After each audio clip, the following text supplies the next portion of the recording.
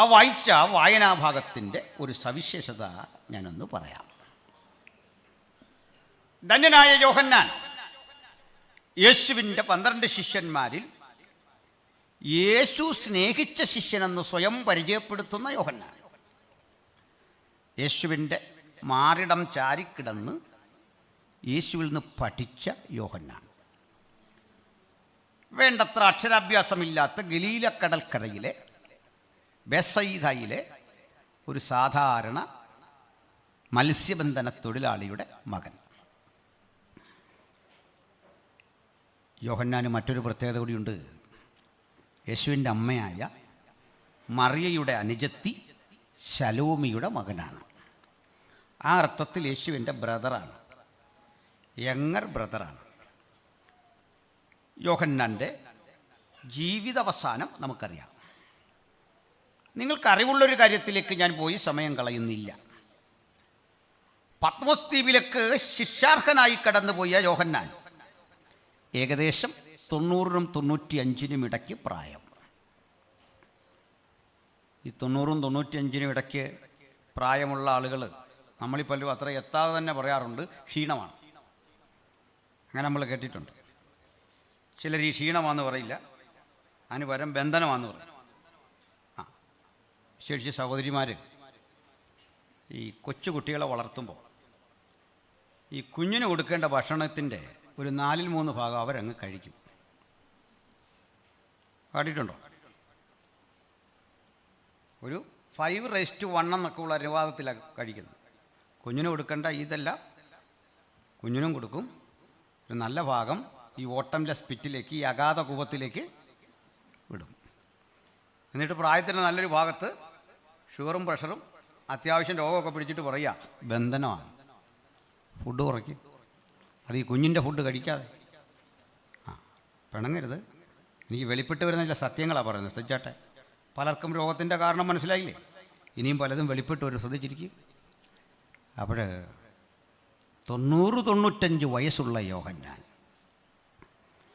പ്രായാധിക്യം കൊണ്ട് വീർപ്പുമുട്ടി, കണ്ണിൻ്റെ കാഴ്ച നശിച്ച്, അന്നത്തെ ചക്രവർത്തിമാരുടെ ക്രൂരമായ പീഡനങ്ങൾക്ക് വിധേയനായി, ശരീരം തകർന്ന് തളർന്ന് മരണമെണ്ണിക്കഴിയുന്ന ദിനരാത്രങ്ങളൊന്നാണ്. ഇനി ഞാൻ എന്താകാനാ? എന്നെക്കൊണ്ട് എന്ത് ചെയ്യാനാ? യോഹന്നാൻ പൂർവ്വകാലത്തിലേക്ക് തിരിഞ്ഞു നോക്കി. അദ്ദേഹം വന്ന ജീവിതത്തിൻ്റെ വഴിത്താരകളിലേക്ക് തിരിഞ്ഞു. എനിക്കൊപ്പം ഇറങ്ങിത്തിരിച്ച സഹയാത്രികരൊക്കെ തന്നെ കർത്തൃസന്നിധിയിൽ ചേർക്കപ്പെട്ടു.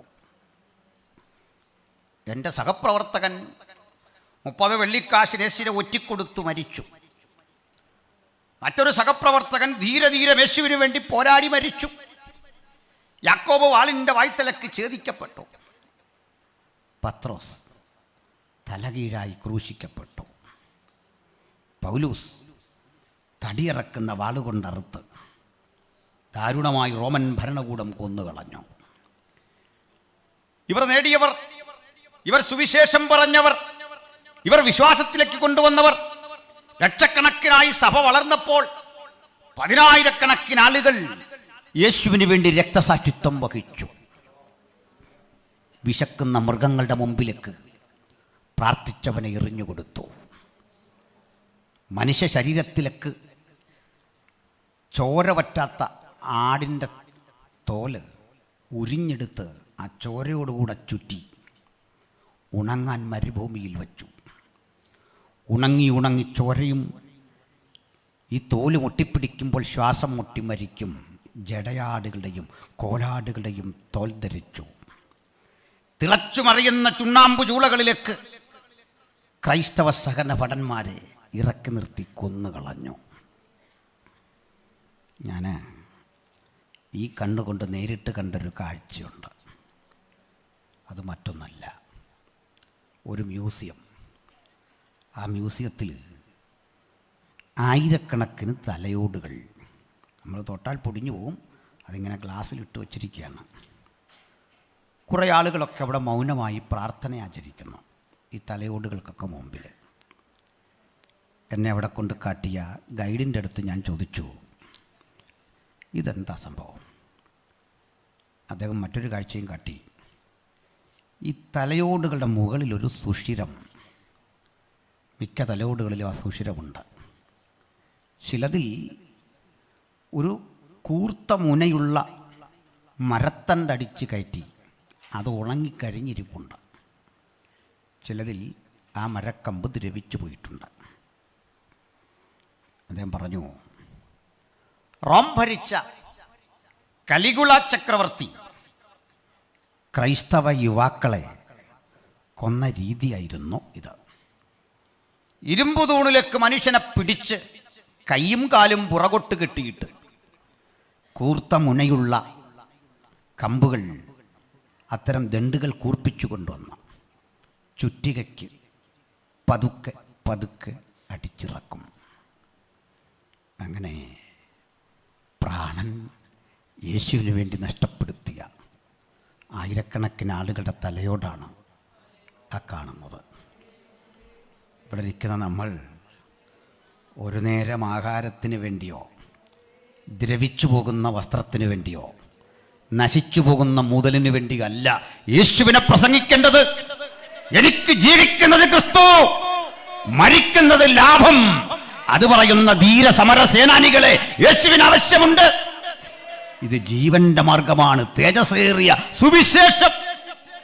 ആ സുവിശേഷത്തിന് വേണ്ടി പ്രാണൻ വെച്ചുകൊടുത്ത ജനകോടികളുടെ മാർഗത്തിലാണ് നമ്മൾ ഇന്ന് എത്തി നിൽക്കുന്നത്. ഹല്ലേലൂയ.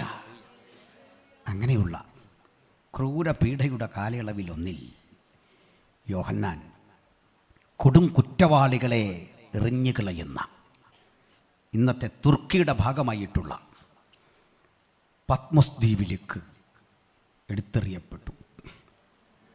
കൊടും ക്രിമിനലുകൾ അടക്കി വാഴുന്ന ആ സ്ഥലത്ത് പണിയെടുത്ത് മരിക്കാൻ വിധിക്കപ്പെട്ട ആളുകൾ കൽക്കരിക്കനിയിൽ പണിയെടുത്ത് മരിക്കണം.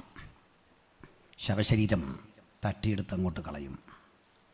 വല്ലപ്പോഴും എത്തുന്ന കപ്പലിൽ ഇവർക്ക് കഴിക്കാൻ അല്പം സൂപ്പും അതുപോലെ വേവിച്ച ഗോതമ്പും മുതിരയും അത് കിട്ടിയെങ്കിലായി, ഇല്ലെങ്കിലായി. ഇങ്ങനെ ഞെരുക്കത്തിൻ്റെ അപ്പം ഭക്ഷിച്ച് കഷ്ടതയുടെ പാനപാത്രം കുടിച്ച് 95 വയസ്സുള്ളൊരു മനുഷ്യൻ ജീവിതത്തെ എണ്ണി തീർക്കുമ്പോൾ നിങ്ങൾക്ക് തോന്നുന്നുണ്ടോ ആ മുഖകാന്തി പറ്റിയെന്ന്? നിങ്ങൾക്ക് തോന്നുന്നുണ്ടോ അകത്ത് തുടിക്കുന്ന ആവേശം കുറഞ്ഞെന്ന്? നിങ്ങൾക്ക് തോന്നുന്നുണ്ടോ ആത്മപ്രവൃത്തിക്ക് അന്ത്യം സംഭവിച്ചെന്ന്? പുറമെയുള്ള മനുഷ്യൻ ചെയ്യിക്കുമ്പോഴും ക്രൈസ്തവ സഹന ഭടന്മാരുടെ അകം ഇങ്ങനെ ജ്വലിച്ചുകൊണ്ടിരിക്കും. ഇന്ന് രാത്രിയും ആ ജ്വലനത്തിന്റെ സ്പന്ദനങ്ങൾ എനിക്ക് തിരിച്ചറിയാൻ സാധിക്കുന്നു. നിന്റെ ശരീരത്തെ ക്ഷീണിപ്പിക്കാൻ ദുഷ്ടനായവൻ ശ്രമിക്കുമ്പോഴും അകത്ത് തിളയ്ക്കുന്ന ആത്മനിറവിന്റെ പ്രദർശനമുണ്ട്. അതുള്ളവനെ തകർക്കാൻ ഉലകത്തിലൊരു ശക്തിക്കും സാധിക്കില്ല. വീണ്ടും പറയാം, എനിക്ക് ജീവിക്കുന്നത് ക്രിസ്തു, മരിക്കുന്നത് ലാഭവും. ക്രിസ്തുവിന് വേണ്ടി നിൽക്കാൻ ഒരിക്കൽ കൂടി നമുക്ക് നമ്മെ സമർപ്പിക്കാം. അങ്ങനെ നിമിഷങ്ങളെണ്ണി മരണം കാത്തിരിക്കുമ്പോൾ ആ കൈക്ക് ശക്തി പോരാ, കാലിന് ശക്തി പോരാ, കണ്ണുകൾക്ക് ദൂരത്തുള്ള കാഴ്ചകൾ കാണാൻ വയ്യ. ഇഴഞ്ഞു വരുന്ന കരിനാഗങ്ങളുണ്ട്, കടിച്ചു കീറാൻ വരുന്ന ചെന്നായ്ക്കളുണ്ട്, കൊത്തി വലിക്കാൻ അടുത്തടുത്തേക്ക് വരുന്ന പാമ്പുകൾ, കഴുകന്മാരൊക്കെ ഉണ്ട്. അവയെ ആട്ടിപ്പായിക്കാൻ പോലും ത്രാണിയില്ലാതെ പട്ടിണിയും പൈതാഹവും കൊണ്ട് വലഞ്ഞ ഈ മനുഷ്യനെന്നും ജീവിതത്തിൽ ആഗ്രഹിച്ചത് ഒരു പേരിനാൽ അറിയപ്പെടണം, യേശു സ്നേഹിച്ച ശിഷ്യൻ. ഇന്ന് രാത്രി നമുക്കും പറയാം, ഇവിടെ ഒന്നും വെട്ടിപ്പിടിക്കാൻ കഴിഞ്ഞില്ലെങ്കിലും, ഒരു പിടി മണ്ണും കിട്ടിയില്ലെങ്കിലും, ഉലകത്തിലൊരു ഡെപ്പോസിറ്റ് ഇല്ലാതെ പോയാലും, ലോകത്തിൻ്റെ പ്രതീക്ഷകൾക്കൊത്ത് വളർന്നില്ലെന്നവർ പറഞ്ഞാലും, എനിക്ക് മരിക്കും നേരം ഉലകം പറയട്ടെ യേശു സ്നേഹിച്ച ശിഷ്യൻ. ഇതിൽ പരം എന്തുണ്ട്? ഇതിൽ പരം എന്ത് ആനന്ദമുണ്ട് നമുക്ക്? ഹല്ലേലൂയ. പക്ഷേ നമ്മൾ പ്രതീക്ഷിച്ചല്ല സംഭവിച്ചത്. ആ കിടപ്പിൽ അദ്ദേഹം ഒരു സാക്ഷി പറയുക. കർത്തൃദിവസത്തിൽ, അതായത് ലോകമെമ്പാടുമുള്ള യേശുവിൻ്റെ അനുഗാമികൾ പ്രാർത്ഥനയിൽ ആരാധനയിലായിരിക്കുന്ന നിമിഷം കർത്തൃദിവസത്തിൽ ഞാൻ ആത്മവിവശനായി. ഈ പ്രതിസന്ധിക്കൊന്നും എൻ്റെ ആത്മവിവശതയ്ക്ക് വില പറയാൻ സാധിച്ചില്ല. ഈ തകർച്ചയ്ക്കൊന്നും എന്നെ ഉന്മൂലനം ചെയ്യാൻ സാധിച്ചില്ല. ഞാൻ യേശുവിൻ്റെ ചൈതന്യം ആ മരുഭൂമിയിൽ അനുഭവിച്ചറിഞ്ഞു. യേശുവിൻ്റെ ശബ്ദം ഞാൻ ഈ കാതുകളിൽ കേട്ടു. യേശുവിൻ്റെ സാന്നിധ്യം ഞാൻ തിരിച്ചറിഞ്ഞപ്പോൾ അവൻ എന്നോട് കൽപ്പിക്കുക, യോഹന്നാനേ എഴുതുക. ജരാനര ബാധിച്ച നിന്റെ മനസ്സിലേക്ക് ഓർമ്മയുടെ പുത്തൻ ഉണർവുകൾ തരാൻ, ആ കരങ്ങളെ ചലിപ്പിക്കാൻ, വീണ്ടും എഴുതിക്കുവാൻ, ആ കരങ്ങളിലേക്ക് തൂലിക പിടിച്ചു വെക്കുവാൻ ഞാനിതാ നിന്നോട് ആജ്ഞാപിക്കുമ്പോൾ ദൂതേറ്റെടുക്കുന്ന ദൈവമക്കൾ ഒരു കാര്യം ഉറപ്പിച്ചു കൊള്ളണം. മരണത്തിന്റെ മുനമ്പത്തും ഭക്തനെ ചില നിർവഹിക്കാനുണ്ട്, ഉദാത്തമായ ചില പ്രവൃത്തികൾ ചെയ്യാനുണ്ട്, ഉത്തരവാദിത്വ ബോധത്തോടെ ചിലത് ചെയ്തെടുക്കാനുണ്ട്. മരണം വിഴുങ്ങാൻ അടുത്തു വരുമ്പോഴും ഭക്തനൊരു കാര്യമറിയാം, എന്റെ മീതെ വ്യാപരിക്കുന്ന ദൈവത്തിന്റെ വാഗ്ദത്തങ്ങളുടെ നിറവ് അത് സംഭവിച്ചില്ലാതെ ഉലകം വിട്ടുപോകാൻ ഇടവരാത്ത വിധത്തിൽ അവൻ എന്നെ പത്മോസിൽ അയക്കുമ്പോഴും ആ ദൃഢനിശ്ചയം എൻ്റെ മീതെ കിടക്കുന്നു. Hallelujah, praise the Lord. അപ്പോൾ ഈ യോഹന്നാൻ ഒരു കാഴ്ച കണ്ടു. ഒത്തിരി കാര്യങ്ങളുണ്ട്, ഞാൻ ആദ്യത്തൊക്കെ വിടുന്നു. എന്താണ് ആ കാഴ്ച? ശ്രദ്ധിക്കണം.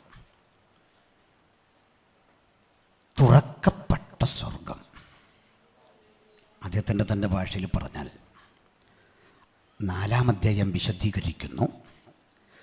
അനന്തരം സ്വർഗം തുറന്നിരിക്കുന്നത് ഞാൻ കണ്ടു.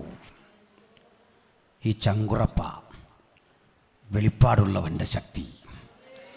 ഉലകമങ്ങനെ തിളച്ചുരുകി മറിയുമ്പോഴും തുറക്കപ്പെട്ട സ്വർഗം തുറന്നിരിക്കുന്നത് ഞാൻ കണ്ടു. തുറക്കപ്പെട്ട സ്വർഗത്തിൽ ഒരു സിംഹാസനം വച്ചിരിക്കുന്നു. സിംഹാസനത്തിൽ ഒരുവൻ ഇരിക്കുന്നു. ഇരിക്കുന്നവൻ പത്മരാഗത്തോടും സൂര്യകാന്തത്തോടും സദൃശൻ. സിംഹാസനത്തിനു ചുറ്റും മരതകത്തോട് സദൃശ്യമായൊരു പച്ച വില്ല്. സിംഹാസനത്തിൻ്റെ മുമ്പിൽ നിന്ന് ശുദ്ധ പളുങ്കിനൊത്ത ഒരു കണ്ണാടി കടൽ പുറപ്പെടുന്നു. യഹോവയുടെ 7 ആത്മാക്കൾ, പരിജ്ഞാനത്തിൻ്റെ ആത്മാവ്, വിവേകത്തിൻ്റെ ആത്മാവ്, പ്രവചനത്തിൻ്റെ ആത്മാവ്, ഇങ്ങനെ 7 ആത്മാക്കളുടെ ദീപങ്ങൾ ജ്വലിച്ചുകൊണ്ടിരിക്കുന്നു. സിംഹാസനത്തിൽ ഒരുവൻ ഇരിക്കുന്നു. അവൻ്റെ മുമ്പിൽ 24 ഇതര സിംഹാസനങ്ങൾ. അതിൽ 24 എൽഡേഴ്സ് അഥവാ പ്രസ്ബിറ്റേഴ്സ്. മലയാളം ബൈബിളിൽ കിടക്കുന്നു മൂപ്പന്മാർ. അത് ബ്രദറിലെ മൂപ്പനോ IPSലെ മൂപ്പനോ ICFലെ മൂപ്പനോ ഒന്നുമല്ല, സ്വർഗീയ ജീവികൾ തന്നെയാണ്. ഈ മൂപ്പന്മാരവിടെ ഇരിക്കുന്നു. അവർ തലയിൽ കിരീടമൊക്കെ ഉണ്ട്, പക്ഷെ വെക്കാൻ പറ്റുന്നില്ല, ഇടയ്ക്കിടയ്ക്ക് എടുത്ത് മാറ്റും. ഇനി സിംഹാസനത്തിൻ്റെ മുമ്പിൽ 4 ജീവികൾ. ഇത് മറക്കരുത്, ശ്രദ്ധിക്കണം. നമ്മൾ വചനം വിശദീകരിക്കാൻ പോവാം. അതിൻ്റെ പൊരുൾ വിശദീകരിച്ച് പോകുമ്പോൾ അത്യാവശ്യം വേണ്ട കാര്യങ്ങളാണ് ഈ പറയപ്പെട്ട 4 കാര്യങ്ങൾ. 4 ജീവികൾ. ഈ 4 ജീവികളെക്കുറിച്ച് പറയാം. നിങ്ങൾ മറക്കരുത്, 1-ാം ജീവി സിംഹസദൃശ്യം. എങ്ങനെയാ? അങ്ങനെ ആരെങ്കിലും ഇവിടെ ഉണ്ടെ കൈ ഉയർത്തിയാട്ടെ. ഇല്ല, ശ്രദ്ധിക്കുന്നുണ്ടോയെന്നറിയാനാ, കുഴപ്പമില്ല. ചിലർ എന്താ കേൾക്കുന്ന അറിയില്ല, അപ്പോഴേ കൈ ഉയർത്തും. 2-ാം ജീവി കാളയ്ക്ക് സദൃശ്യം. രണ്ടും പഠിച്ചോ. 3-ാം ജീവി പറക്കുന്ന കഴുകന് മനുഷ്യന് സദൃശ്യം. 4-ാം ജീവി കഴുകന് സദൃശ്യം. 4 ജീവികളെ ഗ്രഹിച്ചാട്ടെ. 1-ാം ജീവി സിംഹമുഖമുള്ളത്. ഇത് കെരൂബുകളാണ്, സ്വർഗത്തിലെ ദൂതഗണങ്ങളാണ്. 2-ാം ജീവി കാളയുടെ മുഖമുള്ളത്. 3-ാം ജീവി മനുഷ്യമുഖമുള്ളത്. നാലാം ജീവി പറക്കുന്ന കഴുകന് സാദൃശ്യം. ഈ ജീവികൾ ദൈവത്തിന് മഹത്വം കൊടുക്കും. എന്താ അവ പറയുന്നറിയണ്ടേ? കർത്താവേ, നീ സകലതും സൃഷ്ടിച്ചു. ഇത് മൂപ്പന്മാർ പറയുന്ന.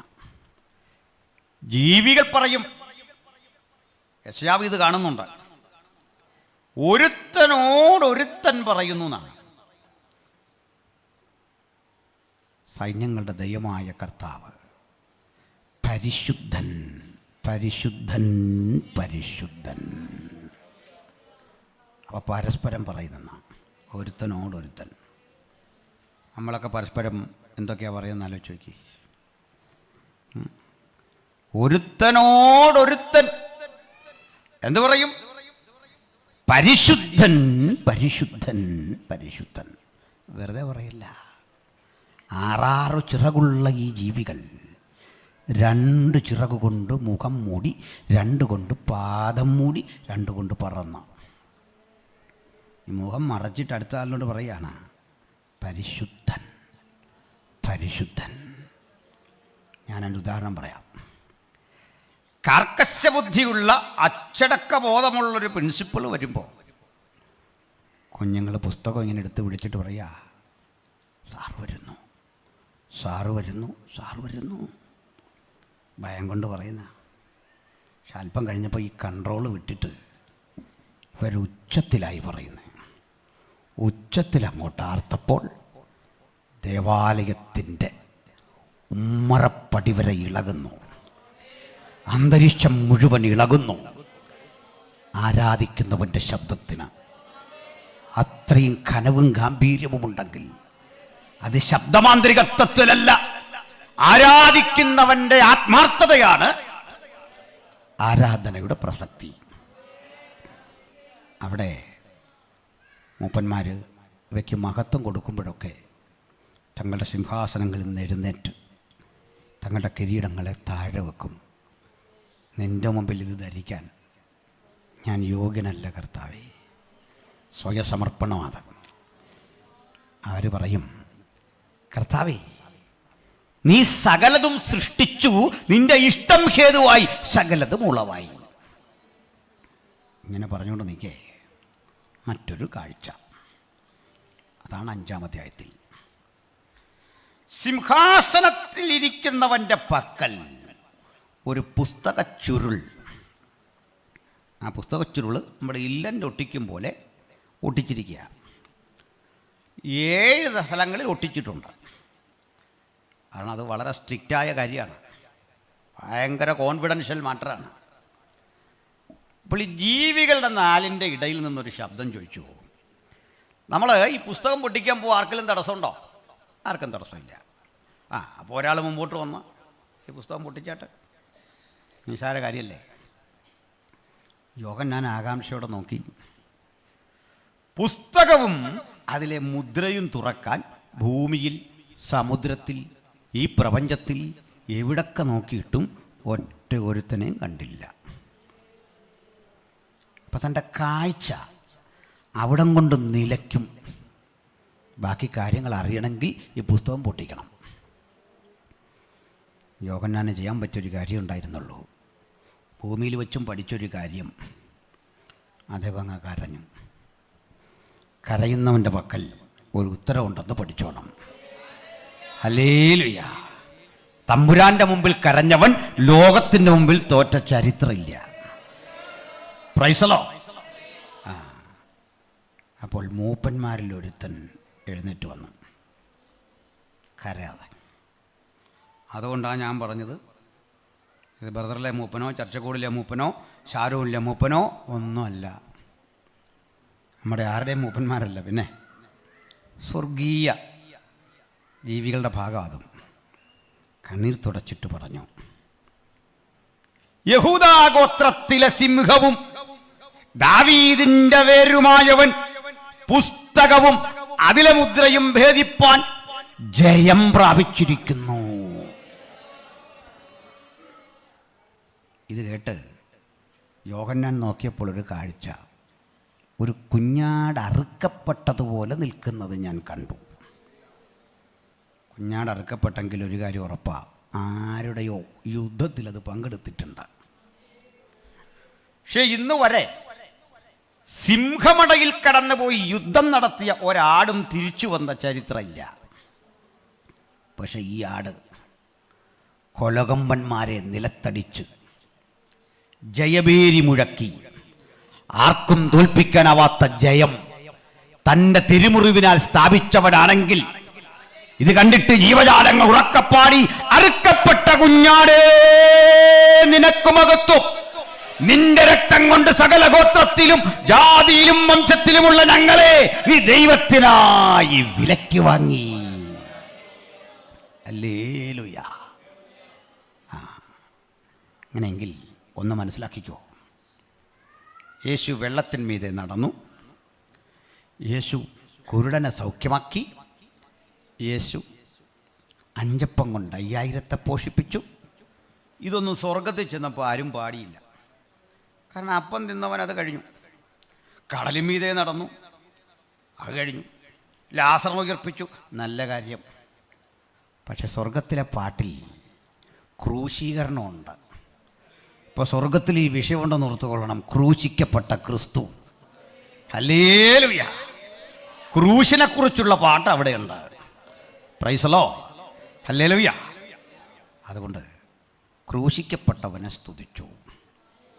കുഞ്ഞാടി മുദ്രകൾ മേടിക്കുന്നു, ഈ പുസ്തകം വാങ്ങുന്നു, മുദ്ര ഓരോന്നും തകർക്കുന്നു. ഈ മുദ്ര അങ്ങോട്ട് തുറക്കുമ്പോൾ അകത്തു നിന്ന് ചാടി വരുന്ന ജീവികളെക്കുറിച്ചാണ് ആ പെൺകുട്ടി വായിച്ചത്, അല്ലേ? നമ്മൾ വായിച്ച് കേട്ടത് എന്തൊക്കെയാണ് നമ്മൾ കേട്ടത്? 1-ാം മുദ്ര പൊട്ടിച്ചപ്പോൾ വരികയെന്ന് 1-ാം ജീവി. 1-ാം ജീവി ഏതായിരുന്നു?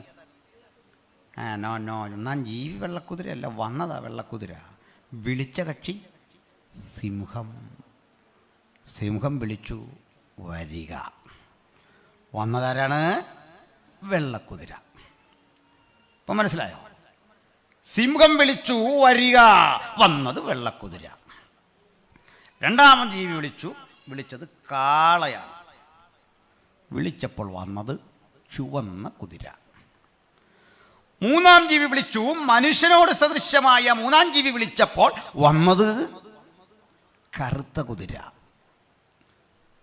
പറക്കുന്ന കഴുകനോട് സദൃശ്യമായ 4-ാം ജീവി വിളിച്ചപ്പോൾ വന്നത് വിളറിയ പച്ചക്കുതിര അല്ലെങ്കിൽ മഞ്ഞക്കുതിര. ഈ വിഷയമാണ് നമ്മളുടെ വിശകലനത്തിൻ്റെ ആധാരം. സന്തോഷമാണോ? ശ്രദ്ധിച്ചിരിക്കണം, വളരെ ശ്രദ്ധയോടിരിക്കണം. അകത്തും പുറത്തും വേണ്ട ഒരു സന്ദേശമാണ് ഞാൻ പറയുന്നത്. ബൈബിൾ ഗഹനമായി പഠിക്കുന്നവർക്ക് പ്രയോജനപ്പെടുന്ന ചില കാര്യങ്ങളാണ് പറയുന്നത്. ശ്രദ്ധിച്ചിരിക്കണം. വ്യാഖ്യാതാക്കൾ ഇതിന് പലതരം വ്യാഖ്യാനം കൊടുക്കുന്നുണ്ട്. ഒരു 10-20 വർഷത്തെ എൻ്റെ എളിയ പഠനത്തിലൂടെ ഞാൻ കണ്ടെത്തിയ നിഗമനങ്ങൾ, പ്രാർത്ഥിച്ചെടുത്ത ചില കാഴ്ചപ്പാടുകൾ ഒക്കെയാണ് ഇതിൻ്റെ പിന്നിലുള്ളത്. അതുകൊണ്ട് നിങ്ങൾ പഠിച്ചു വച്ച പരമ്പരാഗത രീതിയിൽ നിന്ന് എൻ്റെ യാത്രയ്ക്ക് ചെറിയ വ്യത്യാസമുണ്ട്. അത് സസൂക്ഷ്മം കേട്ടിരുന്നെങ്കിലേ മനസ്സിലാവും. അപ്പം ശ്രദ്ധിച്ചിരിക്കണം. നമ്മുടെ കർത്താവായ യേശുക്രിസ്തുവിൻ്റെ പുനരാഗമനം, അവിടുത്തെ വീണ്ടും വരവ്, അതറിയാൻ യേശുവിൻ്റെ ആദ്യ വരവിനെക്കുറിച്ചൊന്ന് പഠിക്കണം. അതായത് ജനനം. നമ്മുടെ കർത്താവായ യേശുക്രിസ്തു ഇഹലോകത്തിൽ 33.5 കൊല്ലം ജീവിച്ച ഘട്ടത്തിൽ യോസെഫ് മറിയ ദമ്പതികളുടെ മകനായിട്ട് അറിയപ്പെട്ടു. ഏതാണ്ട് 10-12 വയസ്സുള്ളപ്പോൾ ആലയത്തിൽ വലിയ സംവാദങ്ങളൊക്കെ നടത്തി. കുറേ കഴിഞ്ഞപ്പോൾ യേശുവിനെ ആരും ഒരു ജോലിക്ക് വിളിക്കുന്നില്ല. ഒരു കോഴിക്കൂട് മെയിൻ്റനൻസ് ചെയ്യാൻ പോലുള്ള പണി കിട്ടുന്നില്ല. അപ്പൻ്റെ ജോലി ഇതായിരുന്നല്ലോ. മാതാപിതാക്കളെ സഹായിച്ചെങ്കിലും ഈ ജോലിയിലൊന്നും അങ്ങോട്ട് പെർഫെക്റ്റ് ആകുന്നില്ല. ആരും ഒരു ജോലിക്കും വിളിക്കുന്നില്ല. അങ്ങനെ വന്നപ്പോൾ മറിയം ബീബി പറഞ്ഞു, മോനെ ഇങ്ങനെ പോയാൽ പറ്റുകയില്ല, നിൻ്റെ താഴെ കുറേ കുഞ്ഞുങ്ങളൊക്കെ വളരുന്നുണ്ട്, ഞാൻ മടുത്തു ഇതിനെയൊക്കെ നോക്കി. അവിടെ നീ കുടുംബം പുലർത്താൻ എന്തെങ്കിലും ഒരു വിദ്യ കണ്ടുപിടിക്കണം. അങ്ങനെ കണ്ടുപിടിച്ച ഒരു വഴിയല്ല ദൈവമായ വഴി. നിങ്ങൾക്ക് മനസ്സിലായില്ലെന്ന് തോന്നുന്നു. മനസ്സിലായോ പറഞ്ഞു? അല്ല, അങ്ങനെയൊക്കെ ആൾക്കാരുണ്ട്, അതുകൊണ്ടായി പറഞ്ഞു. എന്നോടൊരുത്തം പറഞ്ഞത് യേശു എവിടെങ്കിലും പറഞ്ഞിട്ടുണ്ടോ യേശു ദൈവമാണെന്ന്. അല്ല, യേശു പറഞ്ഞാൽ ദൈവമാകുമോ? ഞാനിവിടെ ഇരുന്നുകൊണ്ട് പറഞ്ഞാൽ ഞാൻ ദൈവമാകുമോ? ഞാൻ എന്നെക്കുറിച്ച് പറഞ്ഞ സാക്ഷ്യമല്ലെന്ന് എൻ്റെ സാക്ഷ്യം. എനിക്ക് അതിലും വലിയ സാക്ഷ്യം ഉണ്ടെന്നാണ് യേശു പറഞ്ഞത്. ഹല്ലേലൂയ. ആ, അങ്ങനെ സ്വയം പരിചയപ്പെടുത്തി ദൈവമാകേണ്ടി വന്ന ആളല്ല കർത്താവായ യേശു. ഹല്ലേലൂയ. ആ, അതിലേക്ക് വരാം, നമുക്ക് സമയമുണ്ട്. ചില പറയുന്ന യേശു നല്ലൊരു മനുഷ്യനാണ്, ലോകം കണ്ടതിലെ മാന്യനായൊരു മനുഷ്യനാണ്, പ്രവാചക ശ്രേഷ്ഠനാണ്. ആനുകൂല്യമൊന്നും വേണ്ട ചാ, ഇത്രയും വലിയ സർട്ടിഫിക്കറ്റൊന്നും വേണ്ട, അത് കൈവച്ചോ. ഇതിലും വലിയ സർട്ടിഫിക്കറ്റ് കൊണ്ട് വന്ന നിക്കോദിമോസിൻ്റെ സർട്ടിഫിക്കറ്റ് ഇതാ ഇങ്ങോട്ട് ചുരുട്ടിക്കൂട്ടി എടുത്ത് അങ്ങോട്ട് എറിഞ്ഞിട്ട് പറഞ്ഞു, കുഞ്ഞു പോയി വീണ്ടും ജനിച്ചിട്ട് വരാൻ. നീ ദൈവത്തിൻ്റെ അടുക്കൽ നിന്ന് ഉപദേഷ്ടാവായി വന്നിരിക്കുന്നു എന്ന് ഞങ്ങൾ ഉറച്ചിരിക്കുന്നു എന്ന് പറഞ്ഞോട് പറയുക. തൽക്കാലം നമ്മൾ ചർച്ചയില്ലെന്ന്, കാരണം കുഞ്ഞു വീണ്ടും ജനിച്ചിട്ടില്ല. അപ്പോൾ ഈ കർത്താവിനെ നമ്മൾ വിളിക്കുന്നത് വേണ്ടെന്നേ, ആ സർട്ടിഫിക്കറ്റൊന്നും വേണ്ട. അവൻ ദൈവമെന്ന് കൃത്യം തെളിയിക്കാൻ വേണ്ട മെറ്റീരിയൽസ്, കൃത്യം തെളിയിക്കാൻ വേണ്ട ഡേറ്റ നമ്മുടെ പക്കലുണ്ട്. ഹല്ലേലൂയ. നമ്മുടെ വിഷയം അതല്ലാത്തത് കൊണ്ട് ഞാൻ ആ വഴി പോകുന്നില്ല. ഈ പ്രവചന വിഷയം തീരാതെ വരും, അതുകൊണ്ട് ഒന്നുകൂടി പറയാം. ഞാനൊരു ക്ലബ് ഹൗസ് ചർച്ചയിൽ, ഞാൻ സാറിന് ഈ സംവാദത്തിൻ്റെയും ചർച്ചയുടെയും കാര്യമൊന്നും ഇങ്ങനെ പറയാറില്ല, യാത്ര ചെയ്ത കാര്യം ഇതൊന്നും പറയാറില്ല. കഴിവത് ഈ വിഷയത്തിൻ്റെ ഉള്ളിൽ തന്നെ നിന്ന് ആ വിഷയം തീർക്കണം, അങ്ങനെയാണ് എൻ്റെ ഒരു നിഷ്ഠ. പക്ഷേ ഒരു ക്ലബ് ഹൗസ് ചർച്ചയിൽ പ്രമുഖനായ സനലിടമറുക എന്ന യുക്തിവാദി വന്നു. അദ്ദേഹമാണ് പറഞ്ഞത്, യേശു ദൈവമാണ് ഈ ക്രൂശി കിടന്ന് എൻ്റെ ദൈവമേ എൻ്റെ ദൈവമേ നീ എന്നെ കൈവിട്ടതെന്ത് എന്ന് പറയേണ്ട കാര്യമുണ്ടാവും. നമ്മളെല്ലാം കരയുന്നതല്ല ഉള്ളോ? ആട്ടെ, നിങ്ങൾക്കെന്ത് തോന്നുന്നു ഈ പുള്ളി പറഞ്ഞതിനെക്കുറിച്ച്? പുള്ളിയെ പഴിക്കരുത്, അതിനകത്തൊരു കാര്യമില്ലേ. ദൈവമാണ് ഈ ക്രൂശി കിടന്ന് എൻ്റെ ദൈവമേ എന്ന് പറഞ്ഞ് കരയണോ? എൻ്റെ സുഹൃത്തെ, യേശുവിൻ്റെ കരച്ചിൽ പോലും പ്രീ പ്ലാൻഡാ, മുൻകൂട്ടി നിശ്ചയിച്ചത്, അവിടെ ഉണ്ടാക്കിയ ശബ്ദം പോലും.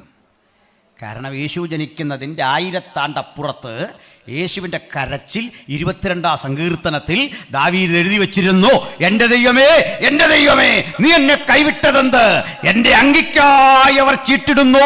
ചുരുക്കത്തിൽ യേശു ക്രൂശിൽ അനുഭവിച്ച ആ സകലത്തിൻ്റെ ത്യാഗത്തിൻ്റെ സന്ദേശം 1000 ആണ്ടുകൾക്കപ്പുറത്ത് മുൻകൂട്ടി എഴുതി വെച്ചത് അവൻ ക്രൂശിൽ ആവർത്തിക്കുക മാത്രമാണ് ചെയ്തത്. അതുകൊണ്ട് ചരിത്രം പഠിക്കണം. ഞങ്ങൾ മറുപടിയൊക്കെ കൊടുത്തു അവിടെ കിടപ്പുണ്ടെന്ന് മാത്രമല്ല, ഇന്ന് അദ്ദേഹത്തിന് 10-700 പേരൊക്കെ കേൾക്കാനുണ്ടായിരുന്നു. അപ്പം 35 പേര് കഷ്ടിയാണ്. കാരണം ഇത് ഇവിടെ നിന്നാ പുള്ളി എടുക്കുന്നതെന്നൊക്കെ കൃത്യം കൊടുത്തു കഴിഞ്ഞപ്പോൾ കേൾക്കാൻ ആളില്ല. ധാരാളം ആളുകൾ ലൈവിലൂടെ കണ്ടുകൊണ്ടിരിക്കില്ലേ, തമാശ പറഞ്ഞല്ല, കാര്യമായിട്ട് പറഞ്ഞാണ്. ഇനിയുണ്ട് പറയാൻ. ദൈവമക്കളെ, ഈ സുവിശേഷം എങ്ങും തോറ്റ ചരിത്രമില്ല, ഈ തിരുവെഴുത്തെങ്ങും പോയി കീഴടങ്ങിയ ചരിത്രമില്ല. ഹല്ലേലൂയ. ഉഗ്രപ്രതാപങ്ങളെ മുട്ടുകുത്തിച്ച ദൈവത്തിൻ്റെ തിരുവചനം കൊണ്ടാണ് ഞാൻ ഇന്ന് രാത്രി നിങ്ങളുടെ മുമ്പിൽ നിൽക്കുന്നത്. ഹല്ലേലൂയ. അതുകൊണ്ട് യേശുവിൻ്റെ ജനനത്തിൽ അടക്കമുള്ള സകല കാര്യങ്ങളും മുൻകൂട്ടി എഴുതിയിരുന്നു. യേശു എന്ന് ജനിക്കണം, എവിടെ ജനിക്കണം, എങ്ങനെ ജനിക്കണം, ആരുടെ മകനായി ജനിക്കണം. അല്ല വന്ന വഴിക്കൊന്ന് ദൈവമായേക്കാം എന്ന് പറഞ്ഞ അയാളല്ല. സ്തോത്രം. അതുകൊണ്ട് ആ ക്ലെയിം വേണ്ടി വരാഞ്ഞത് പിടിയോ? അപ്പം ഞാൻ അതിലേക്ക് വരാം. യേശു കർത്താവ് ജനിക്കും മുമ്പ് ലോകത്തിലെ പ്രബലങ്ങളായ 4 സാമ്രാജ്യങ്ങൾ യേശു ജനിക്കാൻ പാകത്തിനുള്ള ഒരു സാമൂഹ്യന്തരീക്ഷം സംജാതമാക്കി. മനസ്സിലായില്ല? പറയാം. നമ്മുടെ കർത്താവ് ജനിക്കുന്നതിൻ്റെ മുമ്പ് യേശുവിന് വഴിയൊരുക്കാൻ, ഈ സുവിശേഷത്തിന് വഴിയൊരുക്കാൻ 4 ലോകശക്തികൾ യേശുവിനെ എതിരേൽക്കാൻ ഇങ്ങനെ കാത്തു നിന്നു. വാ വാ, ഇതുവഴി വരൂ മഹാരാജാവേ, ചരിത്രത്തിന്റെ വിശാലമായ ഇടനാഴിയിലൂടെ അങ്ങയുടെ ആ പാദസ്പന്ദനം കേൾപ്പിച്ച് ഇതുവഴി വരൂ എന്ന് പറയാൻ 4 ലോകരാഷ്ട്രങ്ങൾ കാത്തുനിന്നു. ഒന്ന് ചരിത്രപ്രസിദ്ധമായ ബാബിലോണാണ്. ബാബിലോൺ. ഈ ബാബിലോണിലാണ് ലോകത്ത് നിയമസംഹിതകൾ കൊണ്ടുവരുന്നത്. പല രാജ്യങ്ങളുടെ പേര് പറയുന്നെങ്കിലും ലോകത്തിലെ ആദ്യത്തെ നിയമജ്ഞൻ നമ്മുടെ കമ്മിറ്റിയിലോ കൗൺസിലോ ഒന്നുമുള്ള ആളല്ല, ഹമ്മുറബിയാണ്. ഹമ്മുറബിയുടെ നിയമമാണ് ലോകത്തിലെ ആദ്യത്തെ പീനൽ കോഡ്, ശിക്ഷാ നിയമം. അത് ബാബിലോണിയനാണ്. ബാബിലോണ്യരുടെ ഭരണാനന്തരം പേർഷ്യക്കാർ എന്നൊരു ഗ്രൂപ്പ് വന്നു. പേർഷ്യക്കാരെന്ന് പറഞ്ഞാൽ അങ്ങ് ഇറാനിൽ തുടങ്ങി, ഇറാനിലാണ് അതിൻ്റെ കേന്ദ്രം, അങ്ങ് എത്യോപ്യ തുടങ്ങി ഇന്ത്യ വരെ വ്യാപിച്ചു കിടന്ന ഒരു വിശാല സാമ്രാജ്യം പാർസികൾ. ആ പാർസികൾ ഇപ്പോഴും കുറേ പേര് ഇന്ത്യയിലുണ്ട്. നമ്മുടെ ടാറ്റ മോട്ടേഴ്സൊക്കെ ഇല്ലേ, രത്തൻ ടാറ്റ, ഇതൊക്കെ പാർസികളാണ്. സൂക്ഷ്മ ന്യൂനപക്ഷമായിട്ട് അവർ ഇന്ത്യ വരെ ഉണ്ട്. അഗസ്യാരോഷൊക്കെ ഇല്ലേ, അതല്ലെങ്കിൽ എസ്തേർ പോയി താമസിച്ച വീടൊക്കെ ഇല്ലേ, ഇതാണ് പേർഷ്യൻ. ഈ പേർഷ്യക്കാർക്കൊരു ക്വാളിറ്റി ഉണ്ടായിരുന്നു, അവരേക ദൈവത്തിൽ വിശ്വസിച്ചു. പേർഷ്യക്കാർക്ക് ഒത്തിരി മനുഷ്യ സ്നേഹമുള്ളവരായിരുന്നു, ഒത്തിരി കൺസേണുള്ളവരായിരുന്നു. ബാബിലോണ്യർ അല്പം സ്ട്രിക്റ്റ് ആയിരുന്നെങ്കിൽ പേർഷ്യക്കാർ അല്പം കൂടെ ഹൃദയമുള്ളവരായിരുന്നു. ഞാനവരെക്കുറിച്ച് ഒത്തിരി വിശദീകരിക്കുന്നില്ല. അടുത്തതാണ് പ്രധാനം. പേർഷ്യൻ യുഗം അങ്ങോട്ട് കഴിഞ്ഞപ്പോൾ മഹാനായ അലക്സാണ്ടറുടെ ഗ്രീക്ക് സാമ്രാജ്യം വന്നു. അത് BC 333 മുതൽ 300 വരെ ഭരിച്ചു. ഏതാണ്ട് 33 കൊല്ലത്തെ അലക്സാണ്ടറുടെ മൊത്തത്തിലുള്ള ജീവിതകാലം. അതിൽ കുറച്ചേ ഭരിച്ചുള്ളൂ, 10-12 കൊല്ലം ആശാൻ ഭരിച്ചുള്ളൂ. പക്ഷേ ആ ഭരണകാലത്ത് അദ്ദേഹം ഒരു കാര്യം ചെയ്തു. അടുത്തടുത്ത രാജ്യങ്ങൾ മഹാനായ അലക്സാണ്ടർ വെട്ടിപ്പിടിച്ച് തൻ്റെ ഭൂപടത്തിൻ്റെ കീഴിലാക്കും. പക്ഷെ ഒരു പ്രശ്നം, ഇങ്ങനെ രാജ്യങ്ങളെ കൊണ്ടുവന്നിട്ട് പുള്ളിക്കാരന് ഭരിക്കാൻ പറ്റുന്നില്ല. കാരണം പുള്ളിക്കാരൻ ചെന്നൊരു കാര്യം പറഞ്ഞാൽ അവർക്ക് മനസ്സിലാവുന്നില്ല. എന്താ കാര്യം? ഭാഷ. പടയാളികൾക്ക് ഒരാജ്ഞ കൊടുത്താൽ പിടികിട്ടുന്നില്ല. വെട്ടാൻ പറഞ്ഞാൽ അവർ ക്ഷമിക്കും, ക്ഷമിക്കാൻ പറഞ്ഞാൽ കയറി വെട്ടും. ആകെപ്പാടെ പ്രശ്നം. അലക്സാണ്ടർക്ക് മനസ്സിലായി, ലോകം മുഴുവൻ ഒന്നിച്ചു ഭരിക്കാൻ ലോകത്തെ ഒരു ഭാഷയ്ക്ക് കീഴിൽ കൊണ്ടുവരണം. അലക്സാണ്ടർ പണം മുടക്കി, പണ്ഡിതന്മാരെ വരുത്തി, വ്യാകരണ സ്കൂളുകൾ സ്ഥാപിച്ച് ലോകം മുഴുവൻ തൻ്റെ മാതൃഭാഷയായ ഗ്രീക്ക് പഠിപ്പിച്ചു. ലോകം മുഴുവൻ ഗ്രീക്ക്. അങ്ങനെ ആ കുട്ടികൾ പഠിക്കുന്ന മിക്ക കാര്യങ്ങളും ഗ്രീക്കാണ്. അവർക്കറിയില്ലെന്നേ ഉള്ളൂ. നേഴ്സുമാർ പഠിക്കുന്ന പകുതി കാര്യം ഗ്രീക്കാണ്. ഡോക്ടർമാരൊക്കെ പഠിക്കുന്നത്.